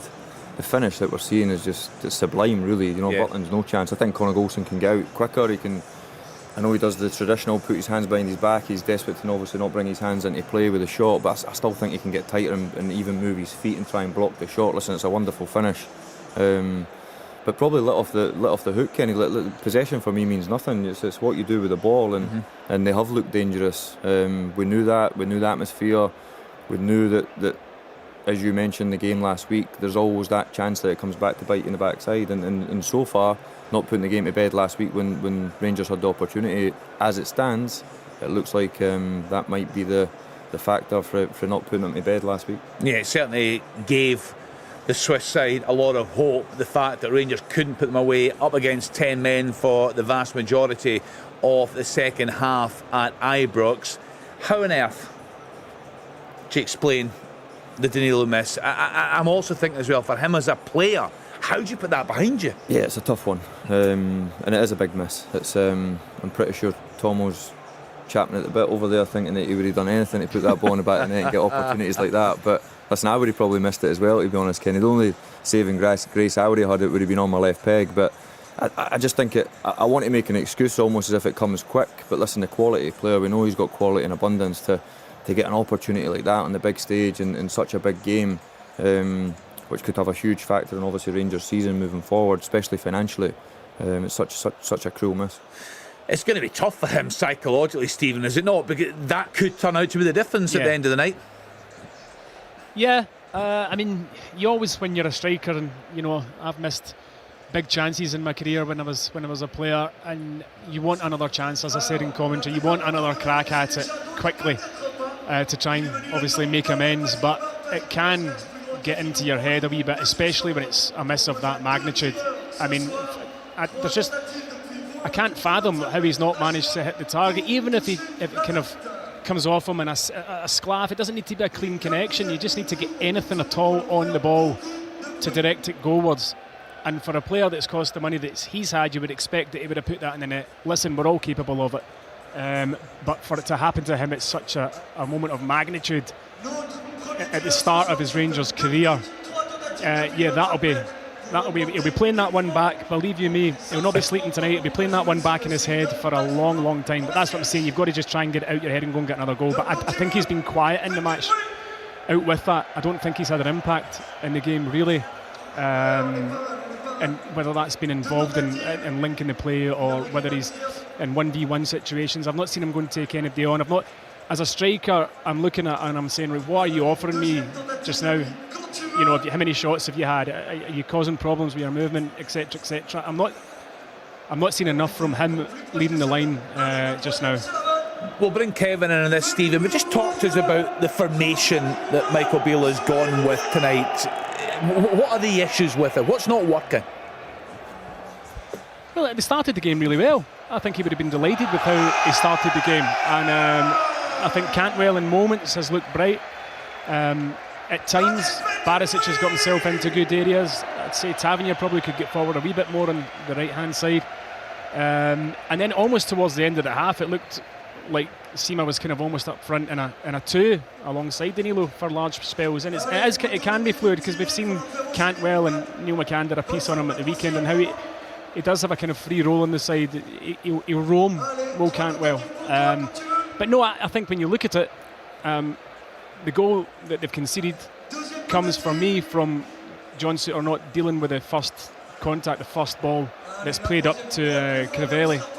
And then, yes, I think I agree with Kev that I think that they could have closed it down a wee bit better, but you're probably not expecting Kutesa to put it where he put it. I mean, the finish is absolutely sublime. The other one where Kutesa is running down the left-hand side, cuts in and goes for glory himself, he has just simply got to square that. If he squares it, it's a tap-in on the other side for Guimeno.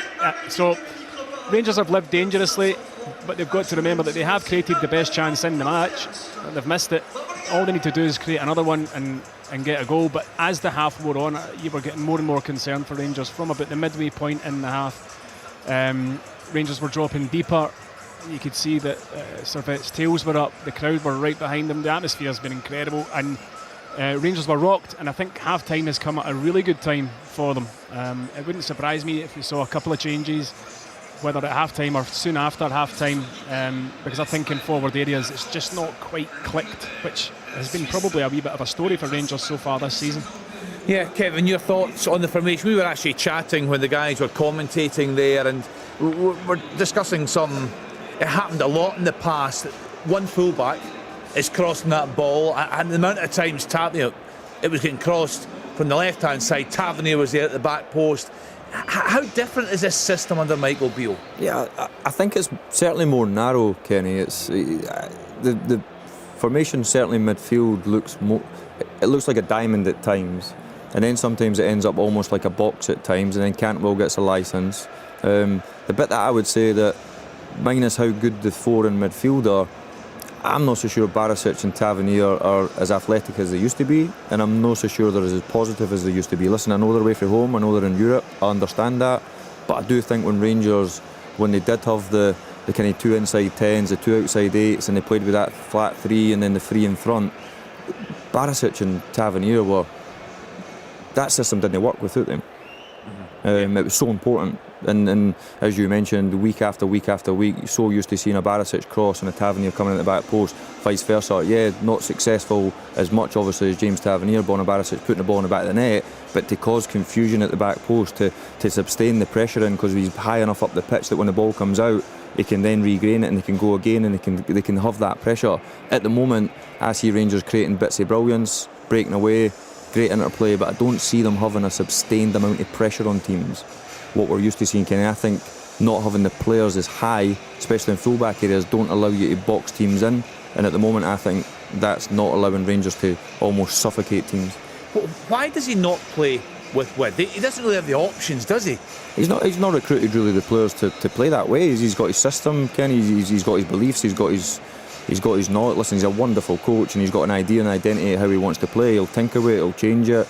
He sometimes likes to jump a player. We used to watch a Joe Aribo jump into the front line, so sometimes it looked like a 4-2-4, just to cause confusion. So he'll always have wee things up his sleeve to tinker, but at the moment for me, when I look at Sima and I look at Danilo, they're both athletic. I wouldn't say either of them are blisteringly quick, and they probably don't have a huge threat in behind, so I think teams are quite happy to go and squeeze, and when you're compact, it ends up becoming like a wee bit scrappy, and 9 times out of 10 the space is in the width. So if you've not got really exciting players and key players in wide areas, when the ball does go out there, Yeah, I'd agree, Kev. I think since Kent and Sakala obviously is just gone, but regardless of what people thought of them, and they could blow hot and cold, Kent and Sakala, but the one thing they would give defenders was problems with their pace, and any defender in the world, the one thing they don't like playing against is pace, and Sakala really raw, but he would cause defenders nightmares because of his running, his speed. Kent at times as well, they're just lacking a wee bit of pace and dynamism at the top end of the pitch, and certainly in the 3 games that I've watched them this season, it's just not quite. They don't look as threatening a team as they have done in previous seasons. It's like you know what it's like, Tom. It's like that confusion. It's like that worry. It's like that extra yard or two deeper for the defence, which I think creates a wee bit more space for a Cantwell. People might not see it, but it's such a massive attribute to have in your team when you know that, like, you've got speed, you've got confusion for the back line. They slightly deepen off because they're worried about speed, and all of a sudden it creates that wee bit space for your magic players to go and play. And at the moment it's like, I feel like Cantwell's having to be like unbelievable just to almost influence the game, where I think, like, if you've got speed, it'll create a wee bit more space for him to go and pick his passes. Yeah, and Sakala, I suppose, given that the opportunity was presented to him, Rangers didn't want to stand in his way. And we know consistency was a big issue with him, Kevin, but you did have that pace. You did feel you didn't quite know what was going to happen next. As you say, that's very difficult to defend against. You just look now at the options that Michael Beale has in the second half. And one thing the guys were discussing on Sports on Saturday, he's recruited what seems to be very much a type of player, quite similar, a lot of the players that he's recruited. Where do you see on that bench that he can change this game? Well, I think when you look at Yanis Hadji as a match winner. He's not featured as much. He's off the back of a big injury, but he's the same type, Kenny. He's that one that plays a wee flick round the corner, a give and go. He's got a chop, he can get a yard. He's never really going to run away from people. He uses his football intelligence to get away from people, whether it's a give and go or a wee flick round the corner. I'm looking at Scott Wright, who was brilliant in Europe. Brilliant in Europe. He's I'm not so sure he's been sin died. That would probably be the wrong terminology, but it doesn't look like he's going to potentially have a future at Rangers moving forward. But he's in the squad at the moment. He's got speed, he can travel, he's a threat. He has, whether people like it or don't or have mixed opinions on Scott Wright, he's produced big moments at big times for Rangers. Not played anywhere near consistently as he would like, but he's certainly come up trumps in big moments. I think at the Scottish Cup final, I think a European run all the way to Seville, even though he never featured week in, week out in the games, he certainly brought big opportunities for the team, whether it was just using his running capacity, his energy, his speed to run in behind. So it'll be interesting to see, because then you flick that and you look at Dessers like for like. He got a tough time at the weekend. He did, and that is the hard part. I look at Kieran Dillwall, same again. Lammers that certainly can come on and create problems, but the same type really, Kenny. So I think when you're a coach or a manager and you look at your bench, you're not bringing on like for like if you think there's a problem. You're bringing on what you think can change things. So I think if the manager was looking at a change, I'd be surprised if he doesn't look a wee bit left field and look for somebody like Scott Wright with speed. Yeah, Stephen, you go along with that. He came on in the second half last week, of course. Yeah, well, he's the one player who's got that bit of speed and maybe that bit of unpredictability. There is a lot of players on the bench that are undoubtedly quality players, Lammers, Dill and Hadji, but they're not going to inject any pace into the team, and they're not going to do anything that Cantwell can't do whilst he's in there himself. I'd be surprised if we didn't see Lammers, Dessers, and for me, I think Scott Wright is the one that would bring a wee bit of something different. Danilo's got a lot to do in this half in terms of just offering more as a kind of number 9 for Rangers. I don't think he's done enough in that half, his miss aside. Dessers would at least give you a bit more physical presence in there. But whatever they do, they're going to have to start the half better than they finished the last one. Yeah, no doubt about that. And no doubt PSV await the winners of this tie. They're winning tonight, cruising on aggregate. Let's then get back. Can Rangers turn this one around? We'll find out live from Geneva with Stephen Thompson and Liam McLeod. Rangers had been to Switzerland 4 times before this one and yet to win.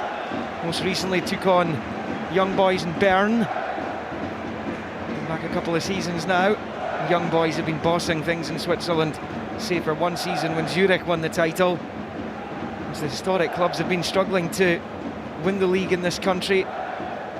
Servette haven't won it since 1999. They're the third most successful club. Grasshopper and Basel both won more titles than Servette, although in recent years, as I say, it's the clubs from Bern and Zurich that, or FC Zurich at least, who have been in charge. Servette get the second half underway, no changes for either side. At the start of the second half of the second leg, and Servette in their maroon shirts, blue shorts, maroon socks, right to left.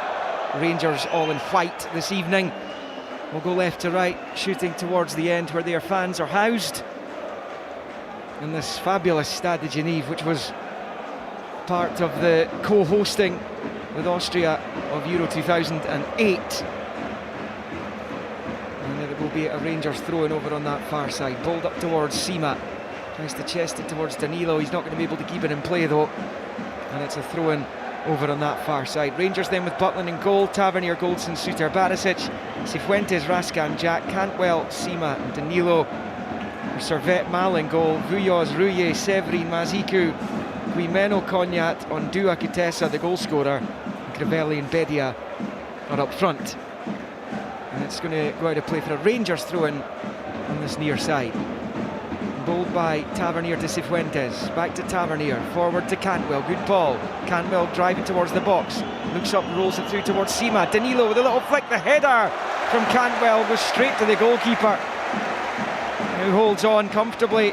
That was a really good bit of play by Rangers, and it looked as though, just for a moment, a brief moment, that Todd Cantwell was going to be in there to level the match. Yeah, Cantwell picking it up in a really dangerous area again, lays it off, the ball can spin into Danilo and he just flicks it with the outside of his foot, and it's just too high. It's in between, because Cantwell, he would want to hit that in the volley, but it's just too high for him. He has to stoop and can't get any power on the header. But a decent start from Rangers this second half. Big switch by Suter, looking for Tavernier. He's found him as well. Tavernier controls on this near side, level with the 6-yard line. Back towards Cantwell, it's flicked away by Ondua though. Picked up by Kutesa, taking on Cifuentes. Kutesa checks his run, turns back, facing his own goal, works it into the midfield. Here's Ondua. Guimeno to his right. Poor ball though. It goes out of play. It's the right idea. It goes out for a Rangers throw-in over on the far side. I suppose for Michael Beale at half-time there, Stephen, it would have been important for him to say, look, you're not behind in the tie, you're behind in the night. This tie's level.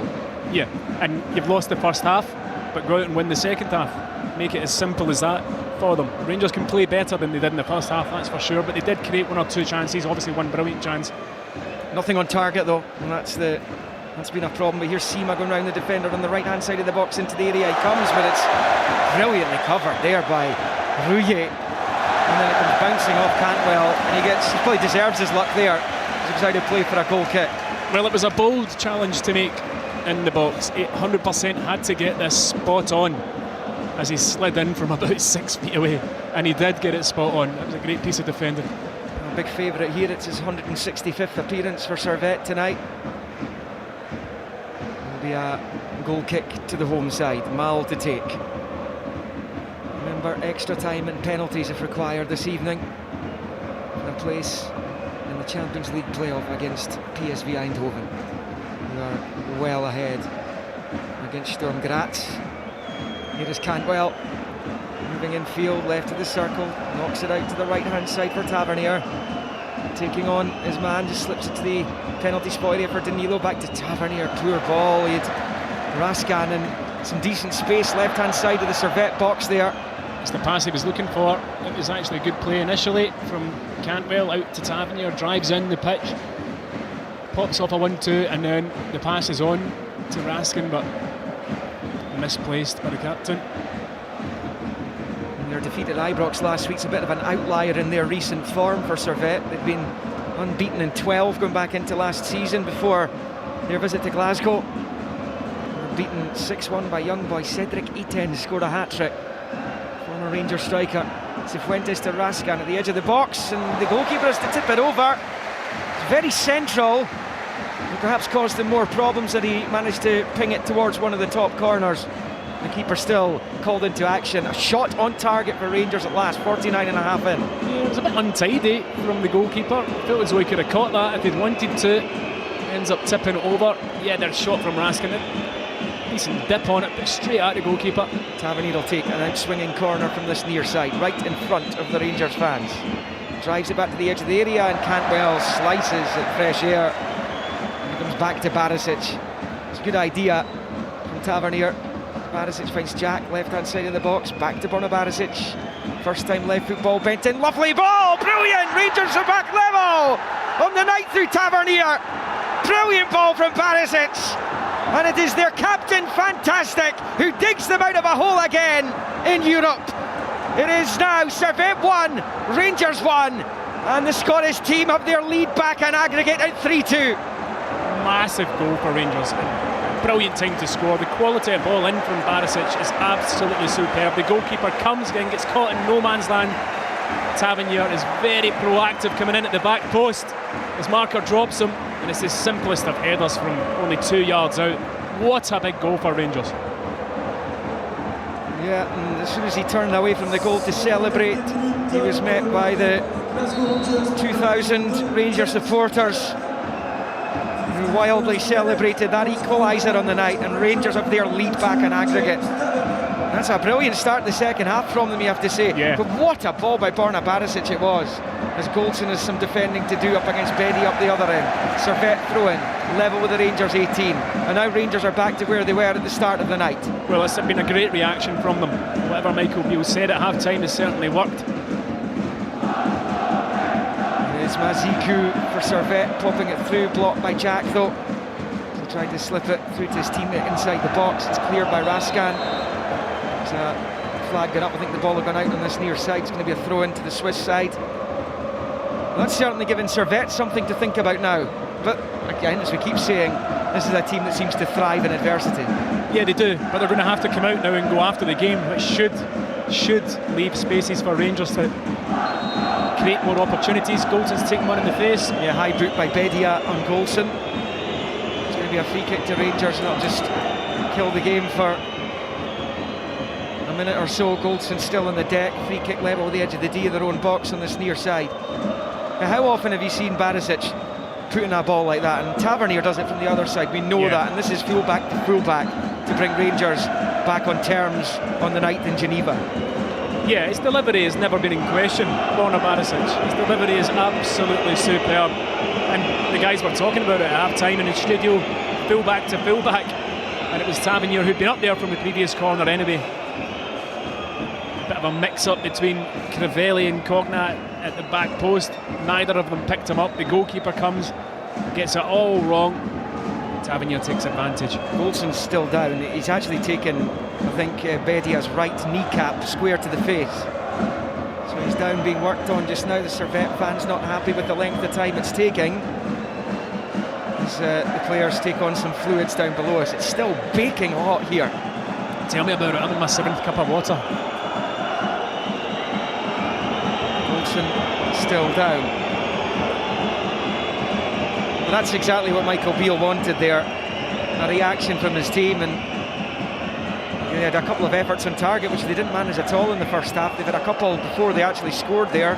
Cantwell's header, difficult one for them to take, then Raskan on the edge of the box, and then not too long after that Tavernier's nodding them back into the lead on aggregate. 3-2 up they are.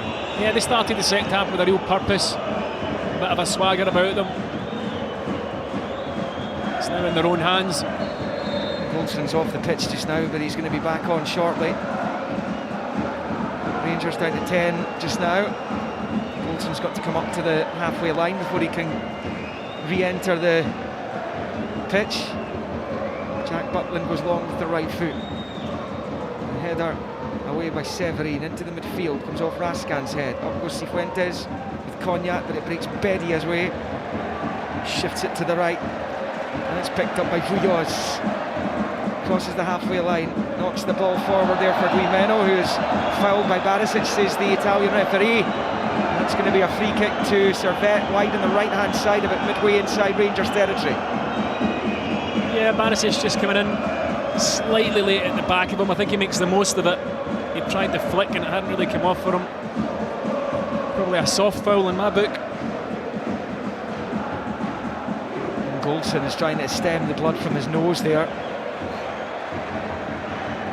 well have had to reset it down on the pitch. It's not the first centre half to have that happen. Here comes the free kick into the box, and it was met really well by Rouillet with the right foot, but it was straight to Butland, who holds on, and it stays 1 apiece in the night and 3-2 to Rangers on aggregate on 55 minutes. Yeah, did well to get to it, Rouillet. Might be another chance for Danilo as he chases a ball through, but out comes the goalkeeper and he knocks it out for a throw-in on this near side to the visitors.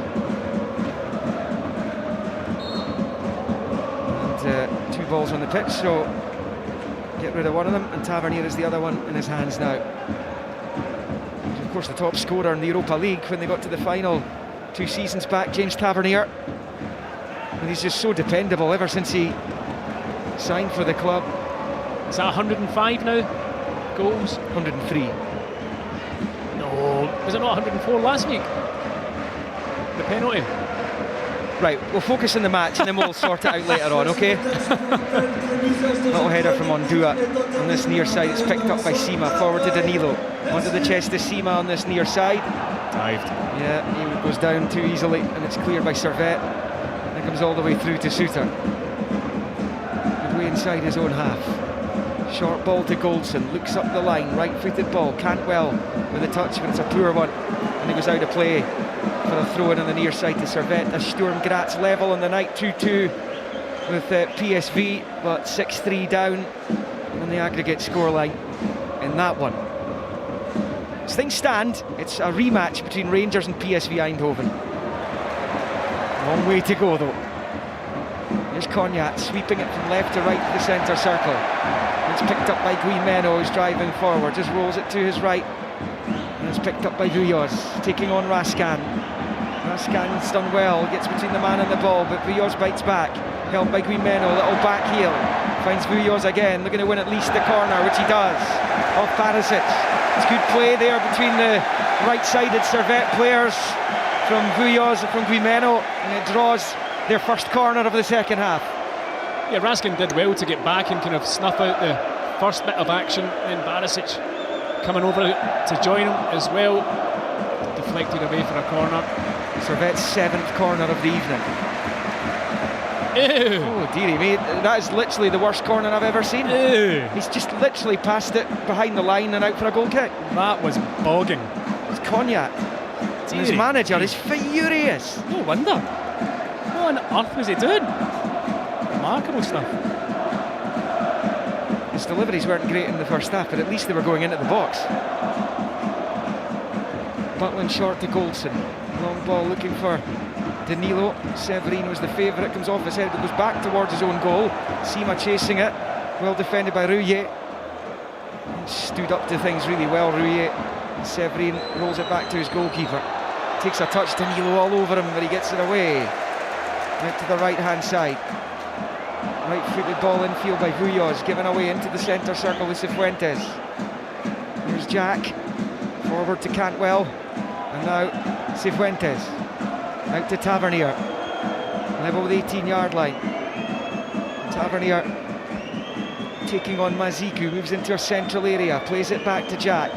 Out wide left onto the touchline for Barisic, up against Guimeno, level with the 6-yard line now, gets the ball in, headed away by Ondua. And that will go out for a Rangers throw-in over on the far side. Michael Beale down in his technical area. He's got a couple of his players out warming up. I think Cyril Desser is one of them and Sam Lammers the other. Yeah, I wouldn't be surprised to see. It looks as though Lammers is going to be coming on. It might be both of them actually. Yeah, Danilo's struggled for me this evening. He won't want to come off though, because he'll want to exorcise the ghosts of that miss in the first half. Yeah, but out with that miss, you know, as I said at half-time, I don't think he's brought a lot to this game. So Lammers and Desser will be on very shortly as we approach the hour mark in Geneva. Rouillet sweeps it up high into the air, into the Rangers half, drops down onto the head of Goldson, nods it out to the far side, out for a throw-in for Servette, which Guimeno is going to leave for Vuilloz. He's a bit level with the edge of the centre circle. Cognac in close quarters, but he's a look up the pitch instead, wants to attempt something a little bit more ambitious. The pulls it in field and he gives it straight to Cifuentes. Servette pick it up immediately though, but the long ball out to this near side is off target. Maziku couldn't keep it in play and it goes out for a Rangers throw-in. It's working well for Rangers, this. Servette looking disjointed at this minute in time. A lot of stray passes, their possession, they're not keeping the ball as well as they did the last 20 minutes of the first half. That Sturm Graz equaliser to make it 2-2 was ruled out for offside after a VAR check, so it remains 2-1 PSV on the night, and they are 6-2 up in aggregate. 3-2 Rangers in aggregate here. We've played an hour. 1-1 on the night. Tavernier cancelling out that wonderful Derek Kutesa opener in the first half. And now the changes will be made by Rangers. The first player to come off is Sima. Lammers will replace him. So that's the first of the changes, and the other one will surely be Danilo. He knows his number's up. Yeah, off he comes.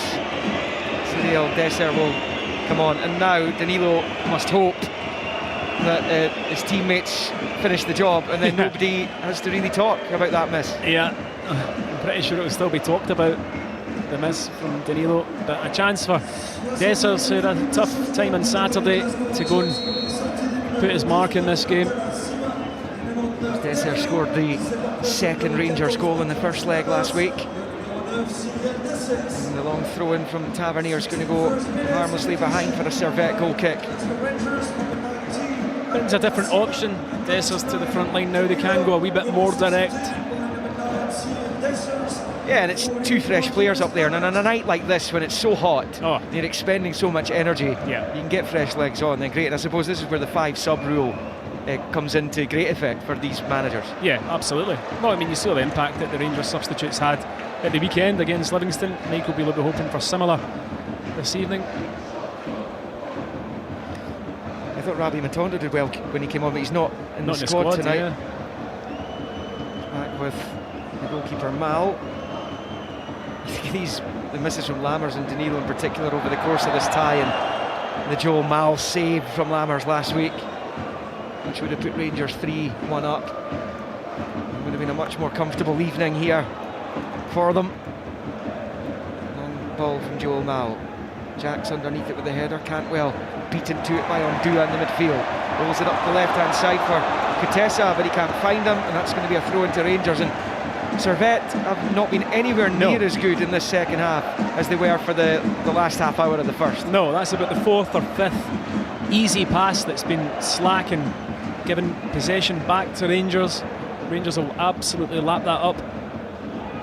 Cifuentes can't control the midfield. Cognac nicks it off him and slips it through, looking for Bedia. Goldson's covering, rolls it back to his keeper.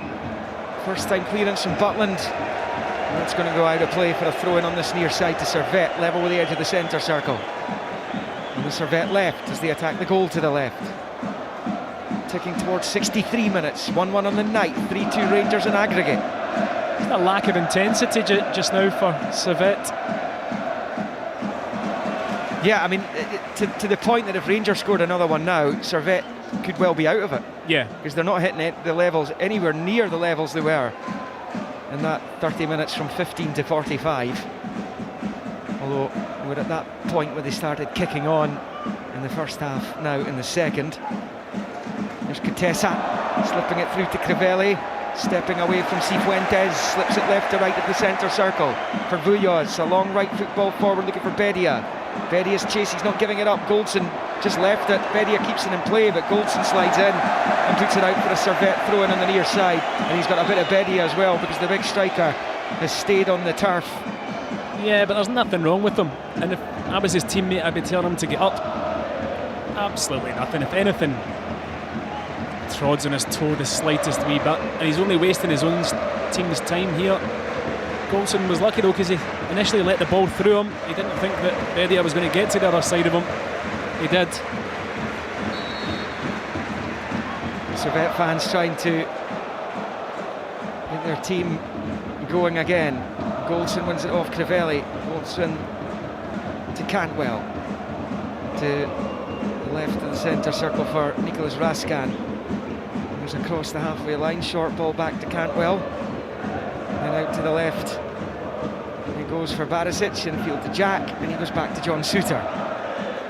Real calmness about the Rangers' performance just now. There's Tavernier, first time for Lammers, back to Tavernier, first time to Cantwell.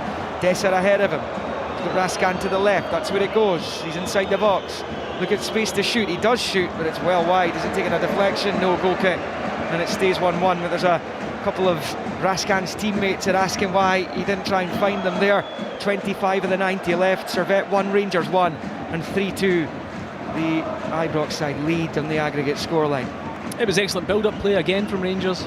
Really good, crisp passing. I think when it goes to Raskin, he's thinking to himself, this is the exact same position that Kitesa whipped that one in the top corner from. He fancied a slice himself, but he didn't bring it in enough, caught it far too straight. Good couple of metres by the post. Rios takes a throw in for Servette on the far side, back to Rouillet, and then to his goalkeeper. Servette looking to reach the group stage of a European competition for the first time. As Rangers pick up with Cifuentes, into the box he goes, looking for Dessert. It's cut out by Rouillet. Cifuentes will pick up the scraps on this near side though. And he back heels it off Rouillet, and out for a Rangers throw-in on this near side. Tavernier throws it back to Jack. Jack infield to Cantwell. He's kind of sprung to life recently, Todd Cantwell. Here's Barisic, down the left he goes. Trademark run from Barisic, he's at the byline. Comes back the way. Guimeno kind of stumbled, and that gave Barisic some more space. Raskin for Cantwell. Now Dessert inside the box. To Cantwell, who goes down. Ball taken cleanly, says the Italian referee. Here comes Servette in the counter. Kitesa wide on the left, getting it from Cognac. Kitesa now driving at Goldson. He's managed to pop it through for Crivelli. His control lets him down though. Big French striker under pressure from Souttar. He's out by the corner flag over on the far side.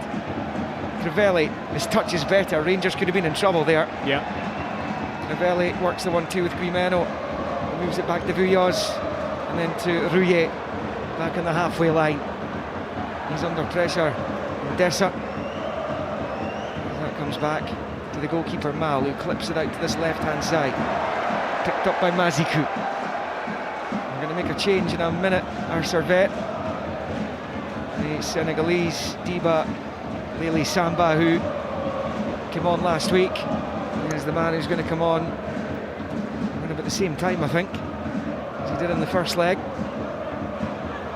It's on this near side for Servette, up the line for Cognac, the Rangers half, the midway point of it now. On the left, Kitesa for support, decides to do it himself. Down the left-hand side, gets his cross in. It's a little nick, I think, off either Jack or Tavernier, and that helped it on its way to Jack Butland, who claims on the 6-yard line. But in the final quarter of the second leg, at least of the 90 minutes, it's Servette 1, Rangers 1 on the night, and 3-2. Rangers continue to lead on aggregate.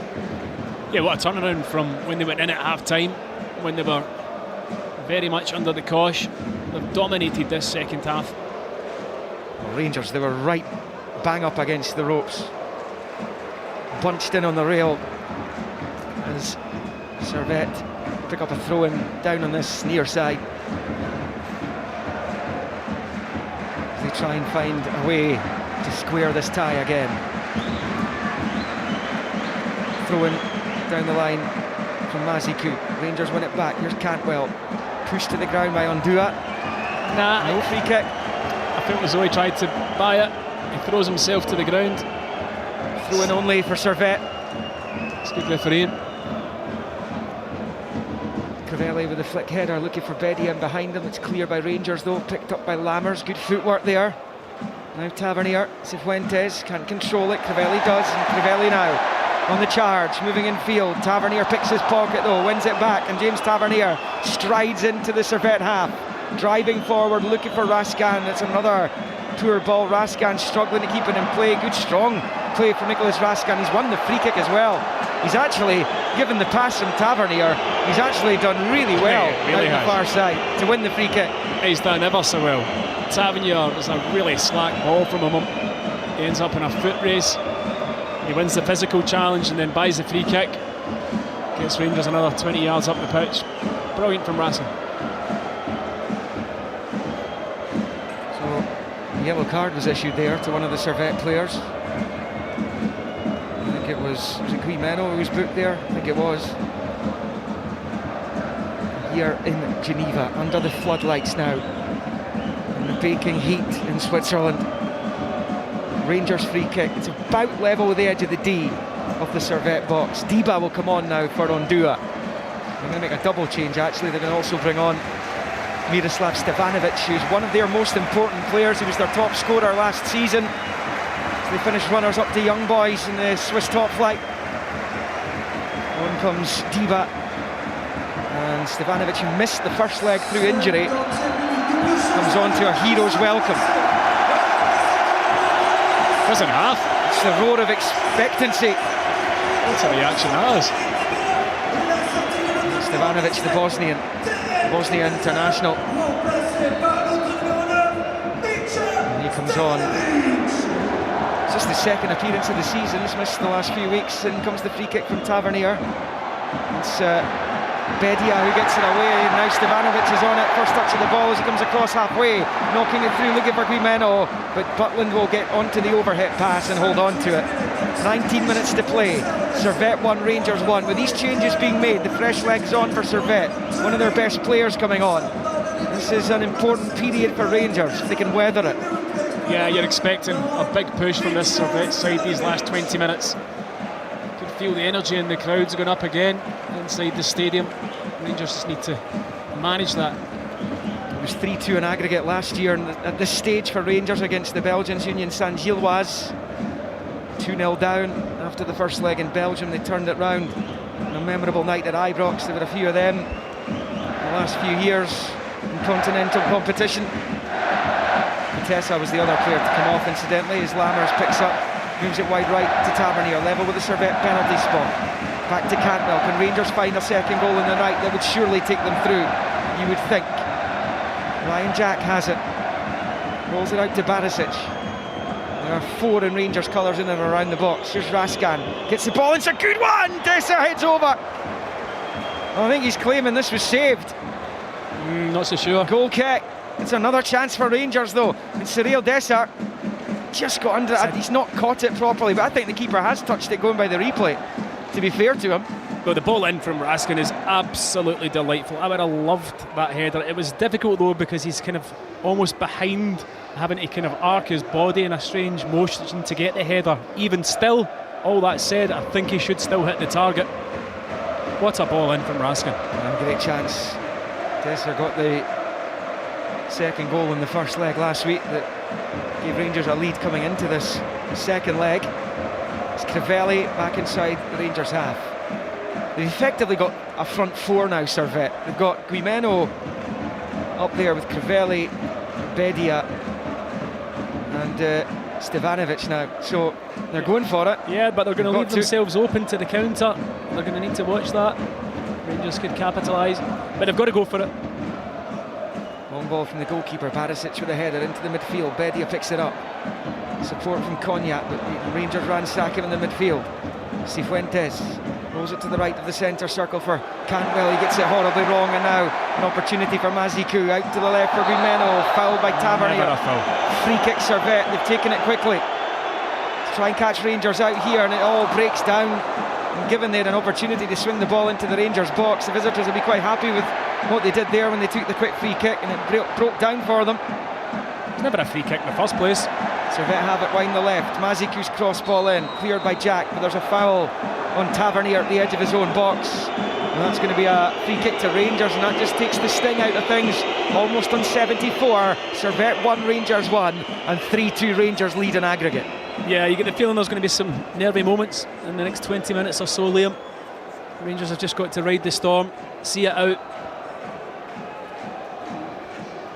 It's going to be a nail-biting final 15-16 minutes for the Rangers supporters to try and get back into the groups in this competition, looking to make up for last season's brutal campaign. It was a difficult group, to be fair to them, but some unwanted records in the Champions League last term. There's Cantwell, gets it back from Lammers. Dessert waits for it in the middle. Cantwell's ball in, clear by Rouillet though. Cifuentes. Can you feel there's another goal for Rangers in this? Cantwell chips it towards Lammers inside the box. Lammers trying to win it back, and he's done just that. He's on the deck trying to flick it past the defender. No free kick, but he's given it away. Dreadful ball. Here's Cantwell with the outside of the boot. He puts the cross in. Too much on it for Dessert, who chases it out to the corner flag on the far side to try and keep it in play, and then eventually loses out 2 defenders there. Gang up on him, and it's actually a foul against Dessert. Quick free kick by Servette. We're on 75 minutes in Geneva. Rangers getting ever closer to a place in the playoff, and even that will bring a pretty sizable payment from UEFA.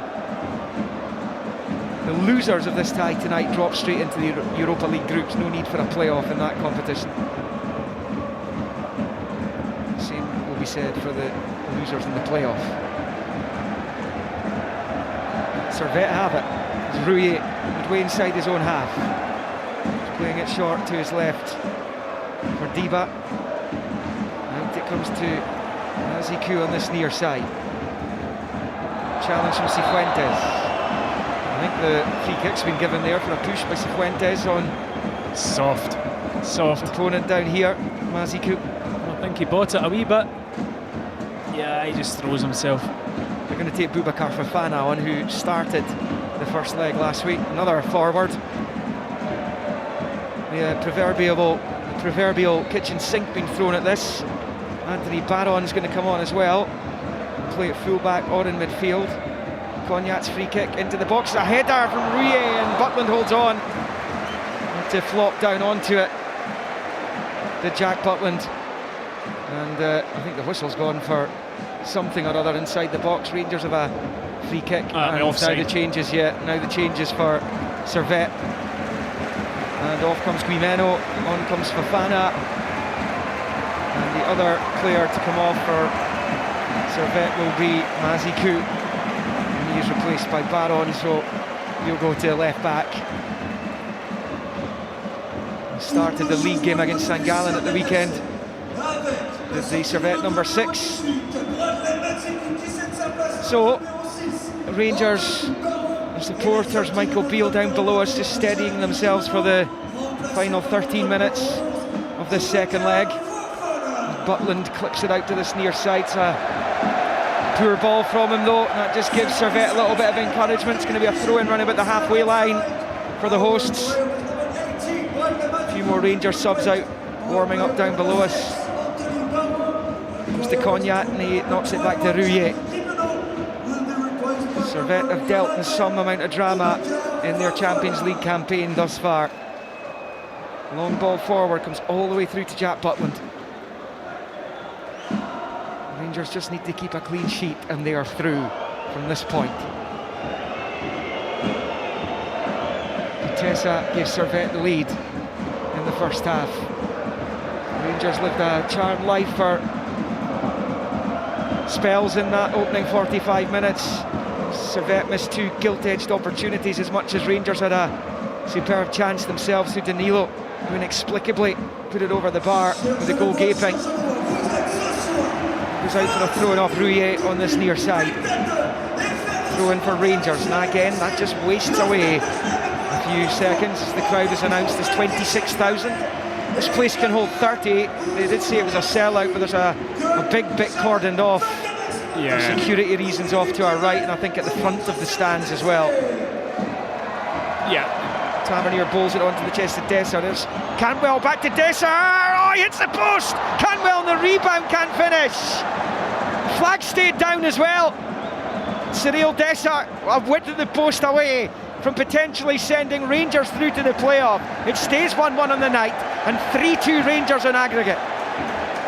It's another huge chance. The angle's difficult for him, but he's one-on-one with the goalkeeper at the edge of the 6-yard box. Puts it to the goalkeeper's right. Don't know whether the goalkeeper got a tiny wee touch on it or not, off the inside of the post. Cantwell throws himself to the ground between 2 Servette defenders. Tom Daly stuff that. He didn't appeal for anything, but perhaps he realised that he's clearly not going to outfox the officials with that one. And it's going to be a goal kick for Joel Mal to take, right-footed, out to that far side it goes. it was out of play for a Rangers throw-in. What a chance. You think about that chance and then the Danilo chance for Rangers, 2 new strikers. Big moments for both of them. It's been 4 huge opportunities in the game today, 2 for both teams that they haven't taken. It's into the midfield with Cantwell, just flicks it back out wide left for Barisic down the line. He gets it back, Cantwell pokes it to Desser. Now it's with Cifuentes, he finds Cantwell out wide left. Rangers have it with Barisic, steadies himself, disguises it, low ball, Cifuentes on the turn to the byline, he goes and he'll win the corner of Rui.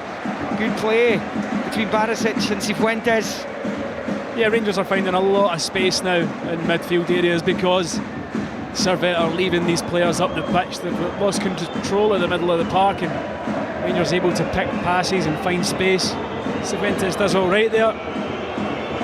Tavernier will just take as long as he wants with this one. Yeah, he's eventually got the ball over there. And in the final 10 of the 90. Yeah, this will go on though. This, how many? Looking at least 8 minutes of stoppage time. Subs, well, there's not been too much in the way of VAR. No, but you had the Goldson head knock. Yeah. A couple of other wee-injuries, subs. You know what it's like. We'll do stoppage time predictions a bit later. All right, okay. Tavernier with the corner, Cifuentes with the header, well wide. And that will go behind for a goal kick. John Suter was there as well. Perhaps got in each other's way. It remains at 1 apiece. Rangers getting close to the playoff. Here's Fofana for Servette. Down the left-hand side he goes. Sliding into Cifuentes. Leaves it for Raskan. Moving up towards the halfway line. Into the Servette half he goes. It's opened up beautifully for him. Raskan through towards Desser on the turn. Defender does enough. Desser tries to win it back. And then it's won back in the edge of the box by Severin. He's taking it up towards halfway. Servette fans again making the noise in anticipation. As Deba in the midfield, eyeing up the Rangers box, encouraged to shoot. He does so, and Butland holds on. It's a shot on target for Servette, and he couldn't resist having a pop at goal, but it kind of bounced before it even got to Butland. That took even more. Yeah, he kicked the ground out of it. Yeah. He's going to have a sore ankle after that. Easy save for Butland in the end. Cifuentes just down. I don't know whether it's cramp or. Yeah, it looks like it.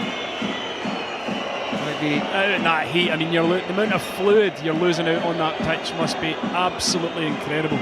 I've lost 7 litres sitting here doing the commentary. I'm sure Cifuentes is used to it, to be fair. Yeah, but it's still going to hit you. You've got to take in water non-stop. You really do, every chance you get. From Ecuador, of course, and has been playing in Los Angeles as he sits on the deck, and it might be the Rangers have to make one of their remaining changes at this point. We'll wait and see, but this will add to the stoppage time that Tomo was talking about. Yep. Yeah, I think there's going to be quite a bit. He's back on his feet now, taking on some water. Thing is, with cramp, once you get it, the water's coming too late. He's already there. Yeah, he's coming off. They're going to replace him with Dujon Sterling. So no surprise there that the change is being made. Sterling got a cameo against Livingston at the weekend, so he's going to get an opportunity to try and help Rangers see this one out. He's got an Under Armour on. Quite incredible. Yeah, he's not needing that. Former England youth international. He was at Stoke City last season. Pretty regular there. Signed a 4-year deal at Rangers, the 23-year-old, and he replaces Cifuentes for the closing stages of this game. It's about to tick on to 84 minutes. And Servette are up the pitch here. And it's a Rangers throw. And Crivelli is getting himself into trouble there. He was lectured by the referee, sent off in the last round, second leg against Genk. Didn't do his team any favours. He was sent off in 5 minutes, and they had to play extra time coming through on penalties. They've been in tight spots before with the Swiss Super League side. Free kick meantime to Servette, and then Crivelli still having a go at the referee. And the Servette fans aren't happy because Rangers are kicking the ball away. It was Cantwell this time in an attempt to waste some time. Johnny Rodelin is going to be on for Servette shortly. It'll be, I think, their last change. There's another forward. Kind of many left, surely. No. He is going to come on now, and an incredible turn of events. Bedia hasn't managed to score today. 6 goals already this season, including that penalty conversion at Ibrox last Wednesday. Bedia's off. And on comes Rodelin. And now, free kick taken by Baron. Into Severin, inside his own half, left of the centre circle, long ping ball. Crivelli wins the header, but it comes right through to Jack Butland, who holds on. Less than 5 of the 90 left. Yeah, they're getting a bit desperate now. They're just pumping things kind of long up towards Crivelli. They've kind of lost their fluidity. Just all these substitutions, so many forward players on the pitch. They've actually kind of ran out of ideas on how to kind of breach that Rangers back four. Butland fires it long out to this near side, out for a throw. It's been really scrappy the last 10-15 minutes. Probably suits Rangers, to be fair. Totally. Picked up by Diba, just in front of his defence. Rolls it back to Rouillet, outside his 18-yard box. Out onto that far side for Vouilloz, who goes down, bounces straight back up, under pressure from Cantwell. Still in play, eventually it does go out, and that's going to be a Rangers throw-in. It's good battling by Todd Cantwell. Yeah, he showed good strength there. Wastes another 20-30 seconds.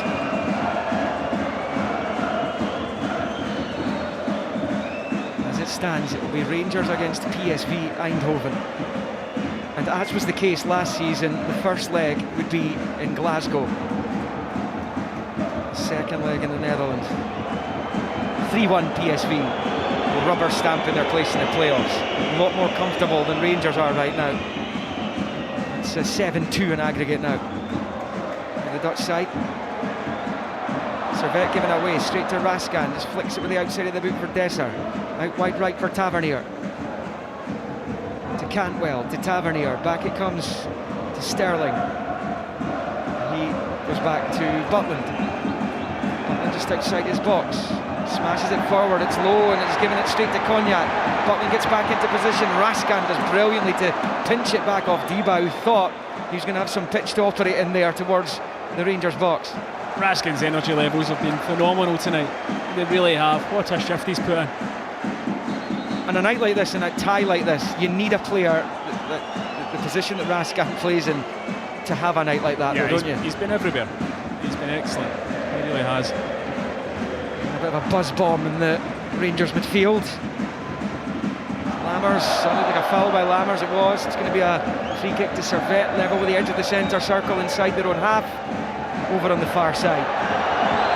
That ungainly from Lammers there. Sometimes looks a wee bit like that. Well, that's good coming from me.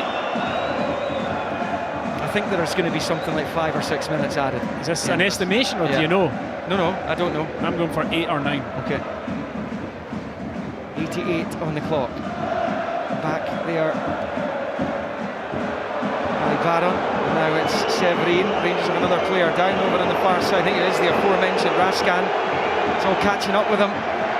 There's Cognac for Servette. They've left it late plenty this season in their matches. The Swiss team, and Cognac got there, still in play, gets across the face of the goal. It goes to the back post. Crivelli can't get onto it, and it goes behind for the goal kick. Yeah, I thought Tavernier put it out, but maybe it had already gone out of play, similar to the one in the first half. You can hear the fans think it should have been a corner.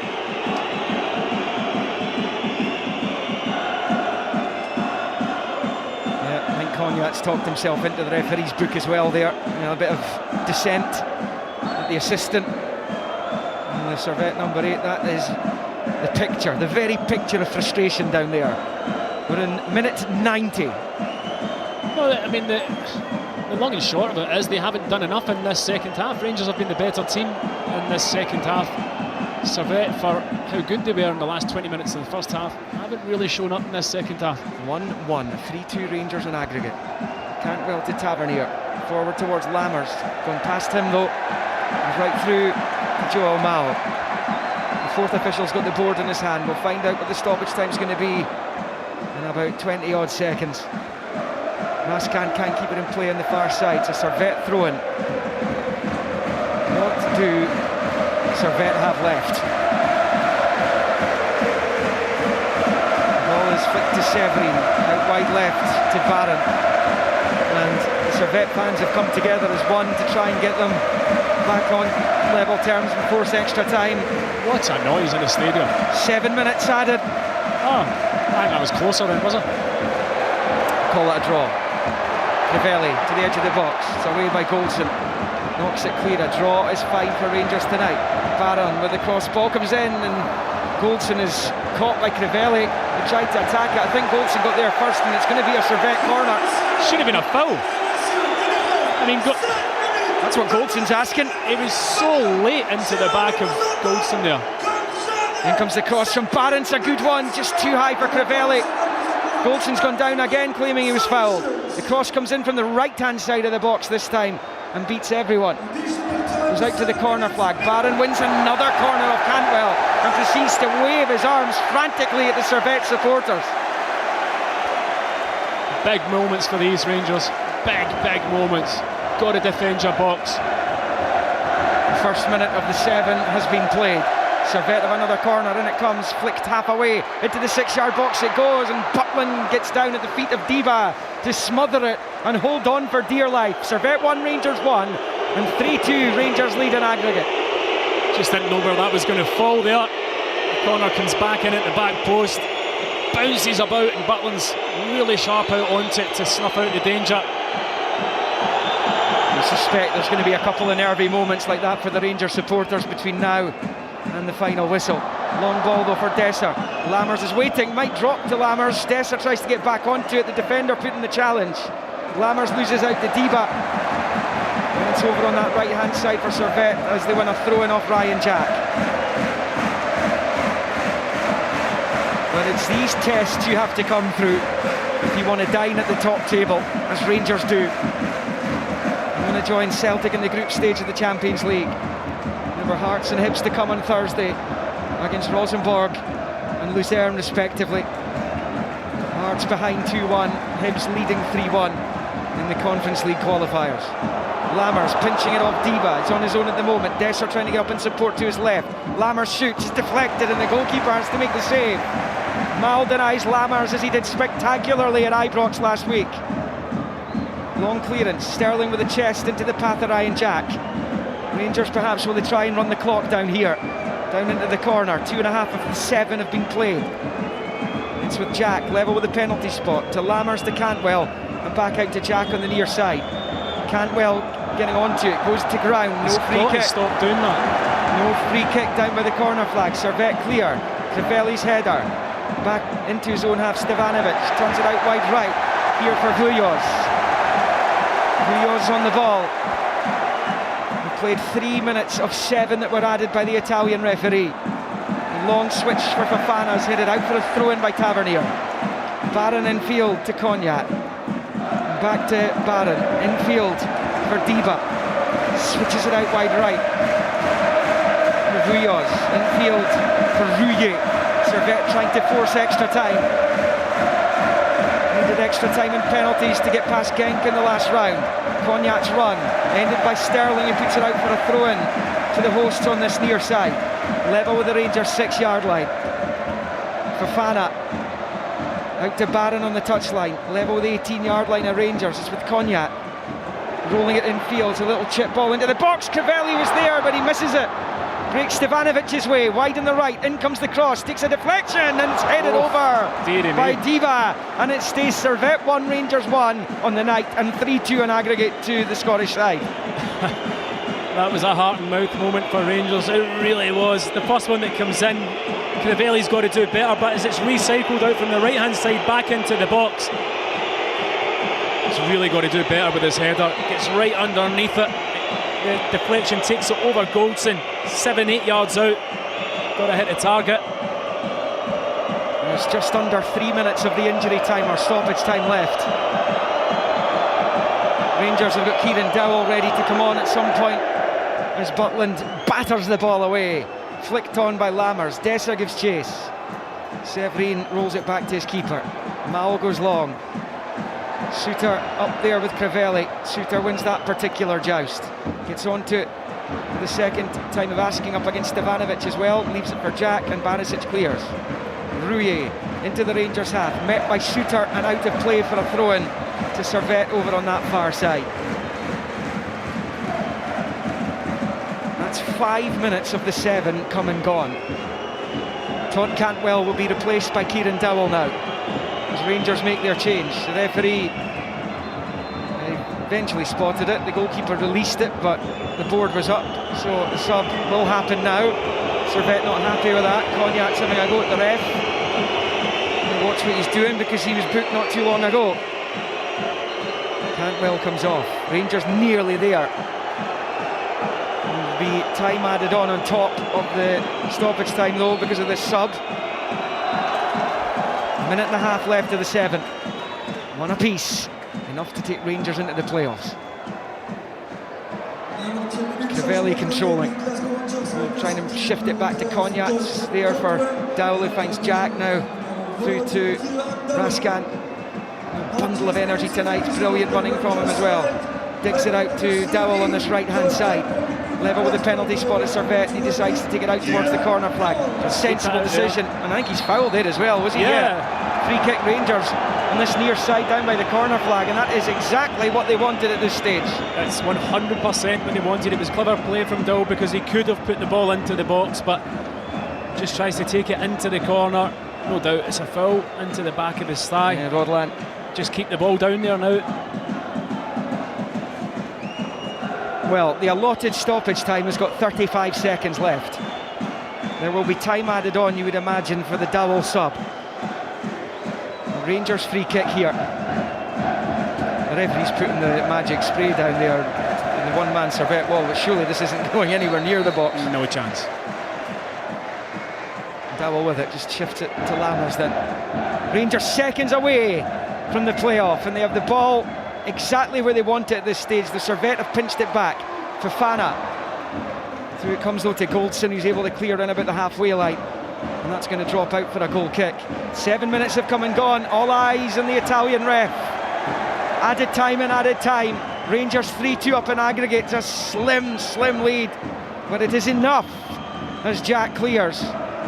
Dessers gives chase. Out comes the goalkeeper who heads it out to this near side. Flag's gone up for offside in any case. The referee blows the full-time whistle. Rangers are through to the Champions League playoff for the second successive season. Kind of backs to the wall at times tonight, but a much improved second half performance sees them through here in Geneva. They had to come through adversity, they had to react to going behind on the night on 23 minutes. A wonderful finish from Derek Utesa, who bent it into the top right corner. It's a fabulous goal. And the Rangers defence was battered at that point. Attacks raining down on them. Somehow, with 2 sitters missed by Servette and one from Danilo up the other end as well, they got to half-time just 1-0 down, and it was 2-2 on aggregate. But they were much better in the second half. 6 minutes into it, Barisic found his opposing fullback and captain Tavernier, who headed home to make it 1-1. And Rangers had some real periods of control after that.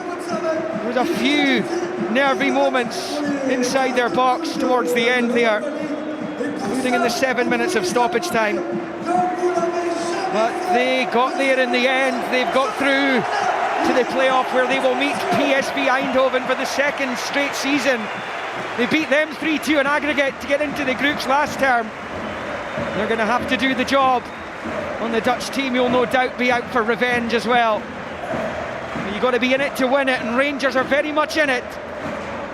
The it being the UEFA Champions League playoffs, as Michael Beale beats his chest there as he goes to greet the Rangers supporters. 2,000 of them here in Switzerland tonight.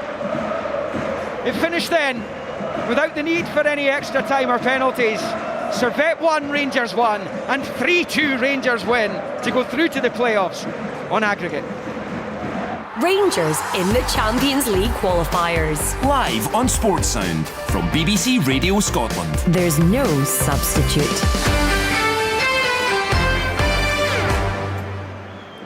Well, that really was an incredible second half performance from Michael Beale's side. We spoke at half time, they really were up against it. What would he change? What reaction would he get from his players? Kevin Thompson is with me in the Sports Sound studio. We spoke at half time about how rarely in recent times we've seen that combination. Borna Barisic, one end of the pitch, crosses to the back post, and there is Captain Fantastic. It doesn't happen very often, Kenny, that we call it right, that's for sure. But it's sometimes nice when you see a wee problem and you don't quite think that that's happened often enough, and then it comes up trumps. And wonderful ball for Borna Barisic and trademark James Tavernier arriving in at the back post, and we touched on it at half time. Just totally understand the context of the game. Stakes are so high, but I think Rangers, when they're at their best, they have multiple players in the box, and Tavernier arriving, his timing, you can just, we're obviously getting to see the footage, he just seems to time it off the back of people's shoulders all the time. And with Borna Barisic's left peg, when he puts it in great areas, it's almost shooting in at times from Kenny. But I felt in the first half they were a bit passive, never created too many opportunities, never gambled enough white jerseys tonight, obviously in the away strip into the box, and probably never caused enough problems for the defence. But second half, when Cantwell become a wee bit more instrumental further up the pitch, they started to grow into the game. And I have to say, in the end, having to dig deep, going to that five at the back, and bringing on Sterling to obviously just show the defence was quite an acute move from McBeal, because I think you can easily get carried away in the game, but to change it with only 5 minutes to go to see it out was another wee stroke for the manager. Yeah, I heard him say during the week that he might make that change defensively. The truth is, Stephen Thompson, I don't think really we could see this coming at half time. It looked as if Servette were going to go through. They created several good chances in that first half, but my goodness, what an improvement from Rangers in the second period. Yeah, I mean, I think the half-time whistle came at a really good time for Rangers. Going in at half-time, and the manager be able to settle them down, point out one or two things to them. They started the second half with an intensity that was missing for the last 20 minutes of the first half, with an aggression. I thought there were some big performances. I felt as though Raskin was brilliant tonight. He was absolutely everywhere, the amount of work that he put in this evening. And they looked dangerous, and what they didn't allow Servette to do was put their imprint on the match, as much as Servette tried to, with the amount of subs and forward players that they brought on. But actually it ended up working for Rangers a wee bit, because they lost their way a wee bit, and obviously then Rangers managed to kind of have more domination of the ball, because their Servette's shape was all over the place really. At some stages they had like 5 players standing up front. So Rangers got control in the game, and you never, as much as there were a couple of nervy moments in that second half as the game wore on, I was never feeling too worried for Rangers. I thought they defended really well in that second half, and I think over the course of the tie, I think they deserved to go through. Again, it's not a 90-minute performance from Rangers. That's something they're going to need to find as the season goes on, but when you're playing in these types of games, it's all about getting through, and to come away from home to a very difficult and very hostile venue like this and get the result that was required to put you into the playoffs, then they deserve a massive amount of credit. Yeah, we know, Kevin, that time is something you don't get a lot of. Understanding is another thing, as an old firm manager. But it's got to take a bit of time. The amount of signings, 9 new faces in the summer, it's got to take time for them to get to know each other. I felt in the second half at Ibrox last Wednesday evening, there seemed to be a real lack of understanding. Yeah, listen, he'll be searching all the time, Kenny. Listen, you see Cantwell drop back a line and then he moves forward a line. We've seen him play behind Lammers in pre-season when the two of them played on the pitch at the same time. And I think when you're recruitment and you have an identity and you have an idea of what you want, it still takes time to gel, and that's not an excuse, it's just the way it is. But it's not a surprise for me, Kenny, to see your Cantwells and your Raskins shining, because they've had 6 months on these players. They've had that wee chance to settle in. So listen, unfortunately you don't get 6 months at the Old Firm, but I do think that it will take time for the manager to install exactly what he wants. I still think he's tweaking with things here and there, because I think he'll still be learning about the players, he'll still be learning what he thinks that works. And a lot of people will say, how's that possible? Well, the challenge of being an Old Firm player, whether you're at Celtic or Rangers, is the game looks so different every week, Kenny, because most teams play with packed defences, it's compact, it's narrow, you have to try and break them down. Then you need to win in Europe, and when you represent Old Firm, you need to win every single game, whether you play Barcelona or you play Livingston. So it's like, and plus you're potentially playing 60-70 games a season if you're successful. So there's more to it than just turning up and just picking a squad, and hopefully that becomes successful. But what I would say about the manager, he's meticulous, he's got an idea of what he wants, but I still think he'll be tweaking here and there to try and get the perfect recipe. How key will Cantwell be to Rangers' success this season, and where do you see his best position? For me, Kenny, genuinely, it's not even a debate for me. If he plays at 10 and he's given that licence to roam and to go and get involved and to put himself in goal-scoring opportunities and to create goal-scoring opportunities, I think he can be as good as anyone. I think he's topped me. But I think when the shackles are on him and he's been dropped back that line and played maybe at outside 8, or he's played slightly deeper, I think he's less influential. And I think when he plays at that 10 and he's given that wee bit licence to go and roam and to get involved, he's such an intelligent football player without the ball as well, which sometimes number 10s can be quite lazy without the ball, Kenny, but he's got his eye on where he should be defensively as well. So when oppositions have the ball, he's the catalyst for going and being on the front foot to try and get the press on, and he's such intelligent to stop opposition number 6s or 8s dropping in to get on the ball, which sometimes that can be your downfall, especially when you play in Europe, because 10s can get lazy, they can switch off, whereas Cantwell for me is an intelligent football player. Yeah, Kevin used the word catalyst there, Stephen. I think that's a key word in terms of Cantwell. Even last Wednesday night, other players seem to feed off him. Yeah, they do. I thought tonight again, he had a very, very good match. His touch was in. You could see he was very much up for the game, and when he's on the ball, you think things are going to happen. He makes things happen. He doesn't just get it and want to play a sideways pass or look for an easy option ever. Whenever he receives the ball, generally he receives it in space, because his movement before he receives it's been good. Kevin's talking about off the ball, he's not lazy, he finds spaces, but when he gets it, he's always looking to create. He plays with his head up, he's looking for passes, and I thought he had a big game tonight, and he will be such an important player for Rangers. He has been given a licence to kind of roam around, and certainly on Saturday he spent an awful lot of the game on the left-hand side of the pitch, but I suppose it doesn't really matter where you get him, as long as he's influencing the game, then he'll be a big player for Rangers. And I've been very impressed with him. He finished last season very strongly, but he's kicked on at the start of this season again. Rangers, Stephen, have given themselves an opportunity now to reach the promised land of the Champions League, that playoff, like it was last season against PSV, but my goodness, they look a different proposition. Thumping Sturm Graz 7-2 on aggregate. This is a huge task now, isn't it?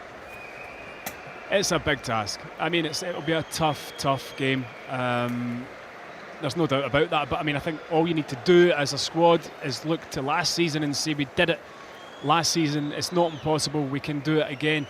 I keep banging on about this 90-minute performance. They can't afford against a team like PSV to have that 25-minute spell that they had today in the first half, because Servette, this is a step up when you're playing PSV, and they could kill the tie in the period of time that you're not at it. So they've got to make sure they're at it for the whole game. Did Liam say the first tie's at home? I think he did during his commentary there. So if the first tie's at home, it's so important that you come away from Ibrox with a positive result. Going over to Eindhoven, you can't go over to Eindhoven 2-0 down, anything like that. They've got to have a decent enough result, go over to Eindhoven, and they showed tonight that they're capable of going away from home and putting in a performance. It will be much more difficult in Eindhoven, but it's there for them. And as a player, that's all you want. You're saying to yourself, we've got 2 games here to be in the Champions League, and I'm sure the players will give absolutely everything to try and make that happen. Yeah, you covered the games, Kevin, last season against PSV. I've no doubt Rangers were underdogs on that occasion as well. They'll be probably quite strong underdogs in this one in terms of PSV, the goals that they're banging in, but they've given themselves an opportunity, and the prospect, again, I know it was a disappointing campaign, certainly for Rangers last season, Celtic less so, but the opportunity to have 2 Scottish teams competing in the group stages of the Champions League, that's something really to look forward to. Yeah, it's there for them, Kenny, really. I think the psychological edge that they'll have, a lot of people think that might not be that important, but I think the psychological edge will be that PSV will know that Rangers went over there and done a job on them, so they'll be wary, they'll respect Rangers, and Rangers will obviously do the same, but what Tomo was touching on there, like Servette, a good team, they're no mugs, but we're seeing the chances pop up obviously on the screen in front of us, Kenny, and Rangers won't be allowed the luxury to give the opportunities to PSV, because as you mentioned, scoring goals for fun, real potent front line, and I think moving forward for this Rangers team and for the manager, and it's not a negative just towards the team, but certainly the back line needs to tighten up and be a bit more assured, and especially at the top table, not give as many opportunities up.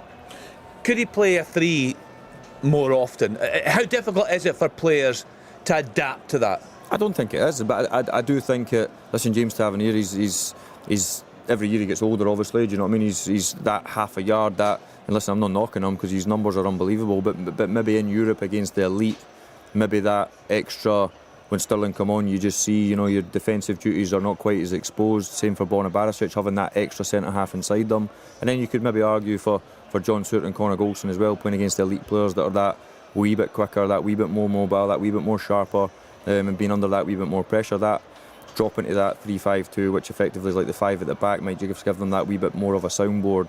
And listen, they've got players like we've mentioned. Cantwell's, I thought Raskin was terrific tonight. Same again, I think when the shackles are off and he goes and gets involved and he uses his power, he uses athleticism, he could be a real handful of a player. And Rangers will fancy themselves 50,000 at Ibrox. You might be big players, but when you come, it's amazing how difficult it can be to go and get a result at Ibrox. So I think the only negative for me as a player, really, as our next player, would be that you probably would want the second leg to be at Ibrox. Yeah, no doubt about that, Stephen. What do you make then? We spoke about Danilo and that incredible miss in the first half. Thankfully, it didn't come back to haunt Rangers. Desser's got a hard time at the weekend at Ibrox. He came on, he had a chance there, he hit the post. What's your assessment of these two, what they offer this Rangers side? Well, what I would say is it's too early to make any judgments really just now. Be better placed to make a judgment on them in a couple of months' time. But I felt as though Danilo struggled in the game to have an impact this evening. It didn't really suit him. Obviously, he misses the chance. Probably his confidence in the head goes down a wee bit. Dessers offers something different. He's more physical, but not quite as mobile. The jury's out for me. They've got... The thing is, when you're replacing Morelos, not talking about his last couple of seasons, but the amount of goals that he scored and the player that he was when he was at his peak, then he was such a big player for Rangers and he could cause defences all sorts of problems. I felt as though Danilo didn't cause problems with his movement, didn't cause problems with running at players, didn't look a real goal threat, etc, etc. So he's got a lot to do, but it's, what are we, 3 games into his new club, and he's not got off to a flyer. Hopefully for him and for Rangers that he can build up to be the player that they want him to be. What's Michael Beale? You obviously worked at the club when he was there. What's he like? I'm taking myself into that dressing room at half time when they had been under the cosh a bit in the first half. It's not been a great start to the season. They got by Livingston for a long time. That game, it was 1-0. We know they lost at Kilmarnock. A bit of an iffy performance in the first leg against Servette. What's he like in among the group of players? I think he'll be very calm and collected, Kenny. I think that's his persona that he'll give out. Listen, he might be bubbling inside. Has he got a rant in him? I've not seen it firsthand. Listen, rants can be done in different ways. It don't always need to be the old-fashioned hairdryer. It can be actions. It can be taking people off. It can, do you know what I mean? It can be putting people out the team, whatever it may be. But I would say he would be very calm and collected. I genuinely believe Mick Beale believes in what he's doing, and the outside noise that we all have an opinion of, which that's why we're here, and how things work. I think he'll be very assured that when he gets it right, he thinks it'll work. We hear a lot that, he was the mastermind, if you like, when Steven Gerrard was there. Gerrard's got the presence, he's got that name in the game. Do you think we overplay that? I think so. And it's not doing anyone a disservice. And I've got quite close with Steven. He took me down to Villa, and I did, outside looking in, knowing that Mick was the master of the operation when it come to doing the grass and the detail and the tweaking the tactics. But I think a lot of people don't understand that, dealing with the players. Let's just say it's a James Tavernier and he's chapping on your door on a Monday morning because he's no playing at the weekend. Like the difficult conversations and the the looking after the media, the pressure, the head on the block falls on the manager, and Stephen had that in abundance. But the one thing that Stephen had through the world-class icon he is as a player was he had that presence. He had the feel of when he walked in, there's the manager. And Mick, probably because he had already been a coach, you look at him and Gaz Mack slightly different. When they walk along the corridor, it's different for passing the gaffer. So obviously I've not been internal since he's been the manager, but he's going to need to quickly, and I don't know if he has or he hasn't, I'm just looking for outside in, he's going to have to gain that presence very quickly. It makes it easier, Kenny, when you sign your own players. I think because so they're coming in as him as the manager, he's then inheriting some others that he was assistant manager, so I think he'll have the respect, but it's a harder thing to try and accomplish. Let's hope that he can do it, but I would say that's the only difference really. I don't see Mick's job changing really, apart from the fact that the pitch stuff, I know he's very highly involved. The difficult conversations when things go wrong will be the first challenge that Michael will have as the manager of Rangers. You said, Stephen, quite rightly, it's difficult to judge the new signings. We're only a few games into the season, but what we do know is that the two boys he brought in January, Raskin and Cantwell, they've been big successes. Cantwell was very, very good tonight, but Raskin's a really, really solid player, isn't he?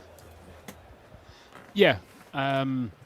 I thought both of them tonight were probably two standouts in the Rangers team this evening. I thought Raskin's energy levels, late into the game, he was down for a wee while as well. I don't know whether he'd cramped, but late into the game, he was still driving with the ball and taking Rangers up the pitch. And when he had to be, he was back nicking it off the toes of their number 10. And he was just, as a midfield, it was a kind of complete midfield performance. And he is very good on the ball as well, an intelligent footballer. So, I mean, he's been a great signing. I really like him, as has Cantwell.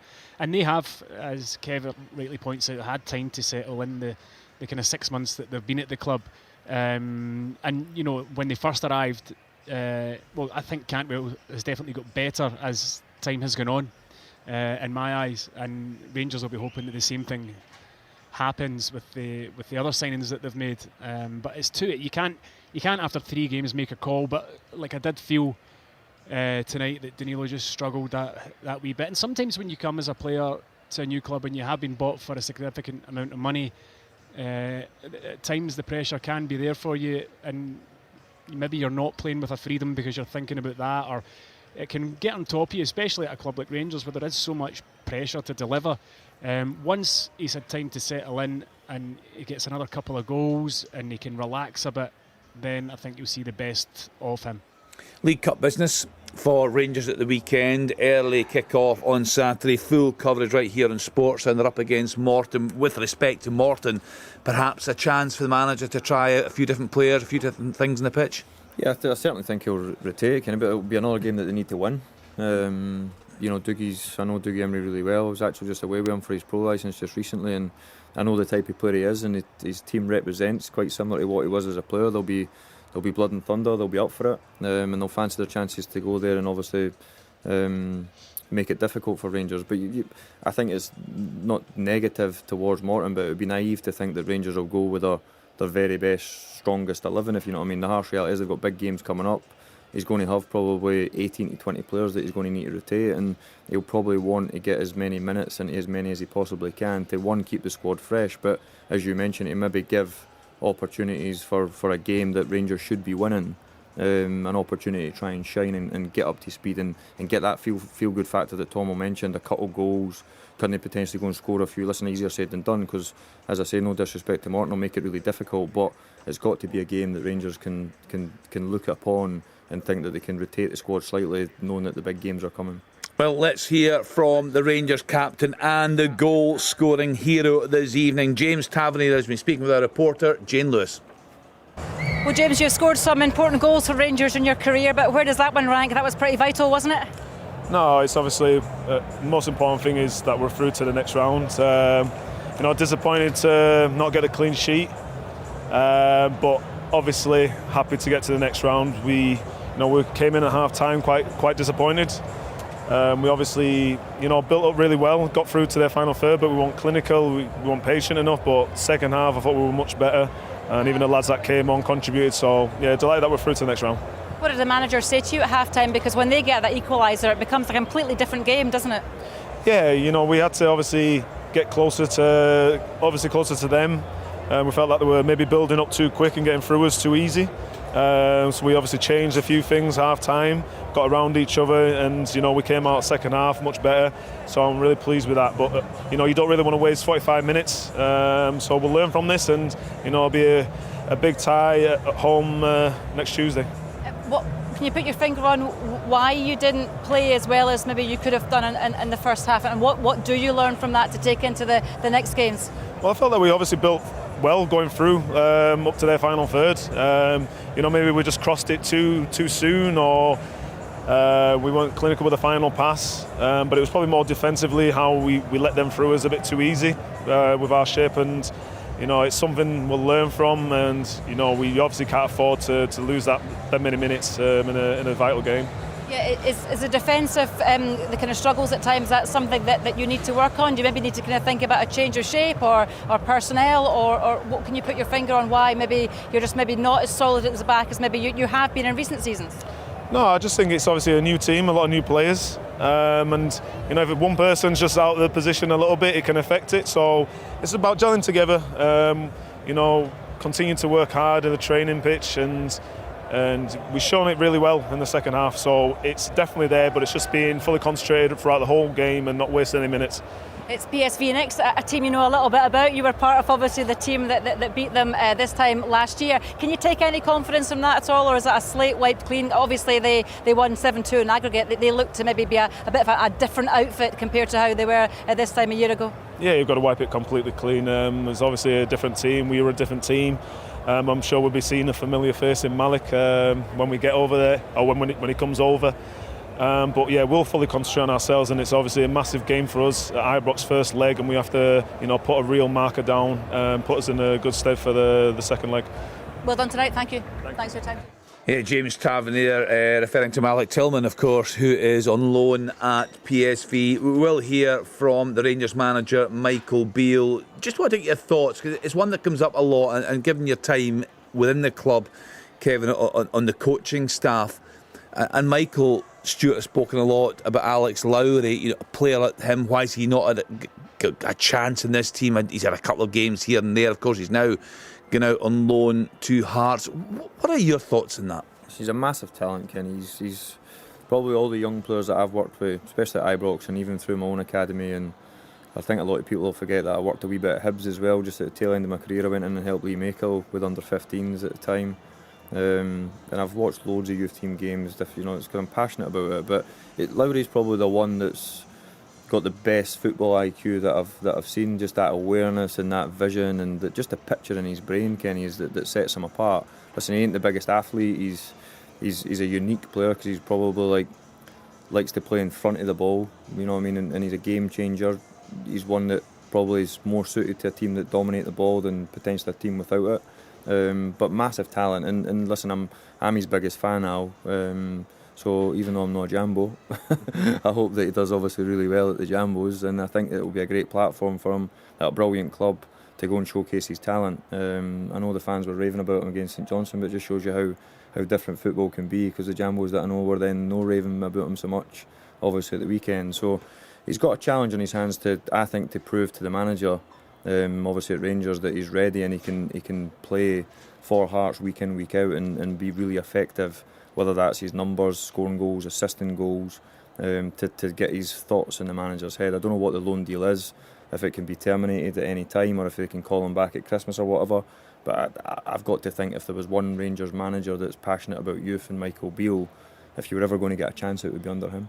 Yeah, I suppose, Stephen, the thing is, with the games they've got at the moment, it's probably just too big a call to put a youngster into that environment. There's always going to be a pressure on an old firm manager, but he's got to deliver something. You would feel this season Michael Beale will hear from the Rangers manager in the next few minutes. But just talk to us a bit about James Tavernier. We heard from him there, Stephen. He's been such a great servant to Rangers Football Club. We hear a lot of debates about whether he's captain material or not, but on so many big occasions, I think even back to the first leg last week when he stepped up to that penalty, he just had no doubt he was going to slot it away. Yeah, there is no debate for me. You know, there's no debate about whether or not he's captain material. He's led the team now for a number of years. As Kevin mentioned, his figures are astonishing for a right back. He's obviously a very good athlete, looks after himself very well, and other players within that team will look to him, as will the new players. 9 of them have signed. It's his job to make them comfortable in the changing room, and they can talk to him, and he'll have grown into that role and has grown into that role. So for me, there's no debate. He's a good Rangers captain, a successful Rangers captain, and a phenomenal player. It really is. And you talk about the big moments throughout a season. He comes up with so many of them, and to keep that going and sustain that for the amount of time that he has done now, because it's not just a one season wonder where you say, oh well, the fullback got double figures last season, that's amazing. He produces these numbers on a yearly basis. So a very good player, and Rangers are lucky to have him and have had him compete at that level for such a prolonged period of time. And that is the thing, Kevin. It's not just about what he does on the park and representing the club and doing the interviews like we've heard tonight, but you think about all these new players coming in. He will have that role, won't he, about telling them what the club's all about being their point of contact, perhaps, if they've got an issue in the dressing room. And also I'm thinking about Danilo tonight, when he misses that chance in the first half. I'm thinking Dessers at the weekend, when he was getting it tight from the Rangers fans. These are all things that the captain has to look after. No, 100%. And you think back to Scott Arfield and Steve Davis, Kenny, last year. I know massively respected within the club. The younger players all speak about Davo and Scotty being top men, looking after them, etc. So I think that's a natural thing for Tav, and it's a responsibility that's actually been given to him, so he has to do.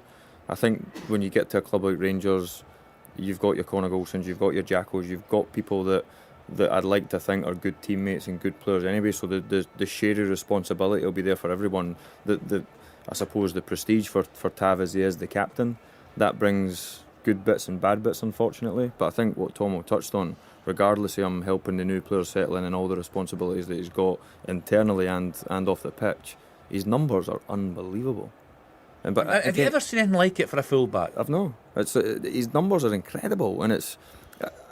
Listen, I've seen him have poor games. I've seen him come under criticism. I've seen it, but I played with Alan Hutton when he was at Rangers, and he was unbelievable. Huts, like unbelievable, like just as an athlete and his athleticism, and then I played with Whitty, Stephen Whittaker, unbelievable, technically brilliant, and by the way, scored a lot of goals for Rangers at fullback, but nowhere near the numbers. And listen, the game changes, so it's stupid to compare. But and I know a lot of them are penalties, and I know when you want to go searching for a negative, you can find one, but.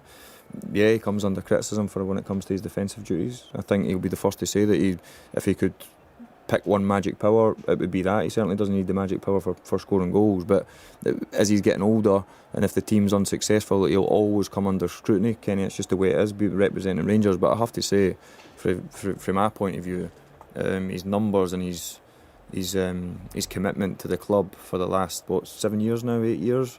It might even be longer, because he'll be due a testimonial, I'm sure, with his new contract. 7 or 8 years anyway. His numbers of over 100 goals for Rangers. Incredible, really. What about Barisic on the left-hand side? What did you make of him tonight, Stephen? Again, a player that at times gets it quite rough from the Rangers fans for his defensive capabilities. Yeah, but I mean, who would want to be a fullback for a team that asks you to go so high, and then when the other team counters, you're out of position? Yeah. A lot of the time, it's difficult to look at it objectively, because if you're just going to be a fullback that didn't get you in the numbers and score the goals that you got, and you sat in tight to your centre half and you kept your shape the whole time, then you wouldn't have as many defensive errors, or you wouldn't be caught out of position from time to time. They're asked to go forward at such a big period of the match that they're going to be caught, and that's when you need people like Jack and etc. filling in and helping them out till they get back into their shape. But Barisic, yeah, I mean, I think Barisic at times, when he does obviously his best work when he's delivering balls into the box, and if you've got from one side Tavernier, whose delivery is excellent, and the other side Barisic, is such a big weapon that Rangers have to really utilise that. And we talked about the fact that they don't really have out-and-out wingers, so the responsibility falls on their shoulders to deliver from wide areas, and more often than not they do it, and they do it well. Look at the goal this evening, and Barisic had another few deliveries that were of good quality tonight. It's such a big weapon. In the first leg at Ibrox, Barisic put in 6, 7, 8 really good balls into the box. He seemed to have so much freedom and space in that first leg. A bit different when you're going away from home, obviously. But no, I think he's a good fullback. I really do. And I think, the criticism will always be there when you're, nowadays in football, when a goal's scored, it's looked at and it's pored over and it's analysed and somebody's getting it in, somebody's getting it when a goal goes in. I think you could probably over-analyse it. I would like to concentrate on what both of them do for the team, which is the deliveries and the quality of ball that they put in the box, which for me is right up there. It's a very high level. Yeah, as you said, that delivery for the goal, the big goal, the goal that gets Rangers through to the Champions League playoff, Tavernier at the back post on 50 minutes after an inch-perfect cross from Borna Barisic. Let's then hear the thoughts of the Rangers manager, Michael Beale. He's been speaking with Jane. Well, Michael, congratulations, you're through to the playoffs. Can you reflect on that game for us? Really slow start. Obviously the crowd was up, it's a warm night, and we started probably okay, but then we conceded a goal, and you're thinking then we need to dig in. Jack made a couple of really big saves. We did have moments in the first half. The biggest one is obviously Danilo's miss. It was a fantastic cross from Cifuentes, who I thought for his second game for Rangers had another really positive night. I thought him and Raskin were good. At half-time we had to have some strong words because it wasn't the performance we were looking for in loads of areas, and I thought second half we improved greatly. We got our fullbacks higher up the pitch, we got more control, we played with more tempo both in our running and passing. It was an excellent goal, fantastic cross from Borna and James getting in there at the far post, and after that we could have extended our lead. We had a couple of big chances, and again obviously Cyril's really unlucky hitting the post there. Is that still a frustration for you that you are creating those big chances or just not putting them away? I mean, you mentioned Danilio's, that was an open goal almost, wasn't it? Yeah, listen, it was a fantastic cross and Danny's in the right area, so's Abdullah. We've got 2-on-2 in the box. They've made the movements that we want them to make. It's just I'm backing Danny to score that more often than not, and Cyril and Todd's link-up play. Ball comes back off the post very fast at Todd, and on nights like tonight you need to take that moment. I thought their guy had an excellent finish. We had similar opportunities 2 or 3 times and don't hit the target. I think on the night it was very warm here in the stadium. The fans were up after the first goal. I thought the team showed a fantastic mentality after the break to take on board the messages and actually get back to the game plan we spoke about, and I was pleased with the second half. Yeah, I mean, you've obviously spent a lot of money on your strike force, I guess, for kind of games like this and potentially going further in Europe. Are they showing you the kind of level that you'd be expecting of them, considering the amount of money you have spent on them?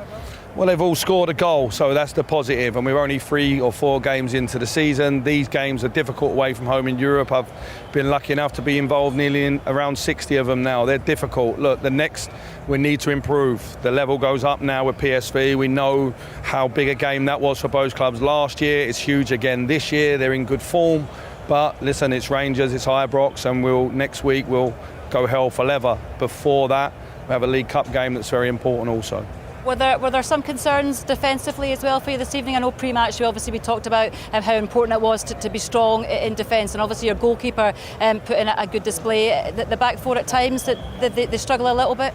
I thought the whole team was too passive first half. We were 15-20 yards deeper than what we wanted to be, and we were much better second half. We were up the pitch, we won more duels, we played higher up, we regained the ball higher up the pitch, which gave us more opportunity. We have to decide what team we're going to be, and we spoke about that at half time, so I was delighted in the response second half. Shouldn't take to get to half time to do that, and that's where we need to improve. What team do we want to be? And I want us to be a much more front foot and positive team. I felt first half we were a little bit passive, and I don't think at this level you can afford to do that. How do you change that? How do you rectify that situation? Is it just about more game time? Is it about doing it in training? Because obviously you don't want to be seeing your team having a slow start like that, because that could be a dangerous game to play, to get off to a slow start, isn't it? Yeah, of course. Look, in the 4 halves of football against Servette, I think we were the better team in 3 of them, so we deserve to go through. I just felt in the first half, after a positive first 10 minutes, we just started sitting a little bit deep, and we didn't get up to people when we weren't pressing how I want us to. We still had moments in the half, we still had chances, but it wasn't how I want my team to play. It's not how those boys in the dressing room want to play either. So it was a much more improved performance second half. sometimes you've got to respect the opponents play well. I thought they were quite direct getting it into their two forwards, and it did naturally cause us some problems, but second half we were much better. And just finally, you kind of touched on it briefly there, PSV, that they're going to be a hefty challenge, a big step up, aren't they? 7-2 winners on aggregate against Sturm Graz. What are you expecting from them, and what kind of improvements does your side have to make to give them a real good challenge? Excellent coach, recruited well, spent big money again this summer. They're a good team. We know both games, the atmosphere in both stadiums will be great. There's nothing not to love about this game. It's a straight knockout to get into the Champions League. It's what these players dream and hope for. So let's have a right go. And let's not have any regrets after the two legs. Let's make sure that next week it's a cauldron at Ibrox, and then we take that to Eindhoven. Well done tonight. Well done. Thank you. Michael Beale there, huge challenge ahead. He said very strong words were required at half-time. They certainly got the reaction he needed from his players. They are through, as he said there, to play PSV Eindhoven. Just confirmation, the home leg is next Tuesday evening at Ibrox. As he said there, Kevin Thompson, will be a cauldron. The return leg the following week in Eindhoven. It's all to play for. They've got to go for it. They did it last season, albeit it looks a tougher challenge this campaign, but the rewards are absolutely huge. Yeah, you just hit the nail on the head there, Kenny. What's not to love about it, really? Opportunity. When you sign for a club like Rangers, you dream of playing in the Champions League. The music, the prestige, the teams you get to play in, the teams you get to play against, the stadiums you get to play in.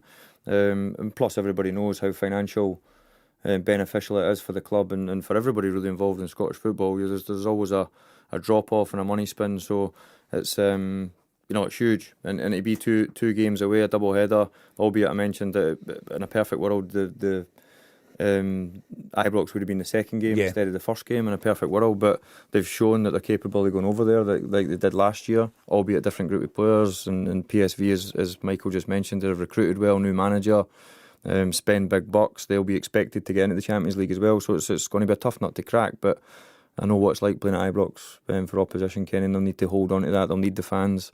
And they'll need to try and get a positive result, because I then know how difficult it will be to go and play the top opponents away from home if you ain't got a lead going into that second leg. So we wish them well. I'm pretty sure Mick will want his team to look more like how they looked in the second half for a more prolonged time in the game.